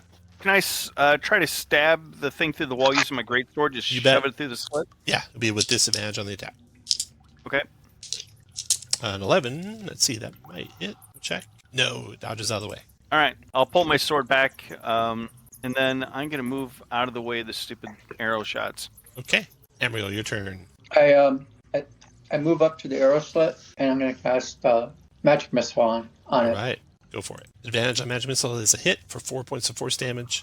Doesn't drop it, but you definitely hit it. All right, I get all the way. After Amriel Tucker. Are these doors in the east wall of the corridor? Can you ping for me where you're talking about? Yeah, like right here. Yeah. Those are And the we doors have- those are the doors you came through to get into Oh. the corridor. Okay. Well, I don't think I can hit him through the arrow slot. I guess I could try though, but I Yeah, don't. it would just be really- disadvantage from this side. Of course, then I'll be right in front of the arrow slit. So, Yep. If he's ready and you move in front of it, he'll shoot you. Yeah. So I'm just gonna move to the other side of it, towards the Okay. stairs. Anything else, Tucker? Not at the moment. No. Okay. Next is Yeah, we have a skeleton. Maybe he's friends. Okay. Back to you, Brom. Your turn. I just thought of something. If I try to turn undead, and our skeleton sees that, will it affect him too? You think Can I you direct could it? put your holy symbol right into the arrow slit where he would not. Yeah, I'm gonna try to avoid that Okay. because I don't want to turn my own skeletal ally. Got At it. least not yet. All right, turn undead against these things. Oh, Oh no. my deity really hates me today. Oh no. After Brom is Brom tries to think back. What did I do? Fish move where you want, Brom, and then Malcor, your turn. Is our About- skeleton helping us, or? He's following behind you, Malcor, doing whatever you do, kind of in general. Okay. Who's got torches right now? Brom does, and Amriel Okay. has a lantern. Oh yeah, I have unburnt torches though, so We need to light something. I'll light one of my torches. I still have the Malcor, light your turn. spell. So I'm sorry. Greenbrier moved out from. Yeah, Okay, can I attack through the slit with a Mhm. longsword? you can. Okay. So you gotta And I go will- south of Amriel is where the arrow slit is. 1, 2, 3, and I can't end on. Whatever. So here. Mm-hmm. Okay. Then I'll attack through with my longsword. Oh shoot! It's not. Yeah, screw it. I'll do it. Nope. Yes. Okay, and then I'll back up. Actually, I can't end on the space of somebody else, right? Correct. And then I'll move down. All right. Greenbrier. So are we going north or south at this point? That's a good question. I guess I could have We've just really split up, and I'm not sure where the plan is. I think north is the idea. And Then so I will come up north, east up the stairs or west? East. and we gotta start planning to get out of here. Yeah. All right, Greenbrier. You move to there, and then we have the skeleton Brom that was ready, that shot at you, shoots at you again. Short, missing you, and then a round is over. Amriel, your turn. All right, I'm going to move up 2, 3, 4, 5, 6. You want to go straight ahead up the stairs? I'm going to assume that, and I'm going to stop there. Double move. All right, and then Tucker. I will. Oh, I'm move sorry, up. Amriel. When you get to here, a bow fires at you from an arrow slot due south of that spot. Okay. Short bow missing you, and you're able to keep. No, a 13 actually is a hit because you didn't know it was there. 1 point of damage. Then you can keep going. Wow, I survived Again, damage. Tucker, your turn. Okay, now that I know it's there, can I move as stealthily as possible past that? I will Yeah, also. absolutely. Upstairs. I'll open the door. Okay. There's barricades on this side of the door. That's that brown X that's there, so you can get that out of the way with an action. Okay. Yeah. And then you can try and open the door. Barricades, yeah. But it seems like it might be barricaded on the other side, so you have to make a strength check. Well, that won't work well, but we'll give it a shot. My token macros are not showing up. So your at this point. torch was in the way. Oh, Now try it never again. mind. I was picking the wrong thing. There you go. Wow. Yeah. Wow. You're able to open the door. Nice. I throw this stuff aside and open the door. And you open the door and you see it's the halfling camp. Oh, good. And you keep moving if you have any movement left, Tucker. I don't. So, Rom, your turn. Rom, I don't think there's any point in fighting these guys. We're running away, right? Our torches are almost out, and we need to rest. Is that correct? And now that you know the arrow slits are where the arrow slits are, you can like duck underneath them and get past them. Duck under, yeah. Yeah. All right. Yeah, and you guys can get out, and we'll call it there. Because your torches run out just as you run up into the halfling camp. Nice. All right. I had another flask of oil, but yeah, Let's see what other XPs I might have missed here. I have You 2. left the Inferno Dagger, yeah. which probably was a good idea. Yeah. 1 XP from the skeleton with the ashes, and that was also a 40 gold piece pearl, which the skeleton goes away after a while, so you can split up the 40 gold of the pearl. Yep. And the 100 gold from the things. 100 gold from those guys, yeah. And that's also an XP. Yeah. I think that was it. That's all I have. Not the down. most lucrative. This dungeon was a lot harder. It was. It's hard to avoid getting in a very fight with fun. big gobs of monsters, which you definitely don't want to do because that never gets the XPs. Yeah. No, and our rolls were shite. 140 divided by 5. 28. 28. Nice. 28 gold pieces each and 2 XPs each. Yep. And sometime in the future, I will run this again. I'll give you guys first invite to play. I don't know for Excellent. sure when that will be, but I will definitely contact you as soon as I decide when. Awesome. Awesome. I- Thanks for playing, guys.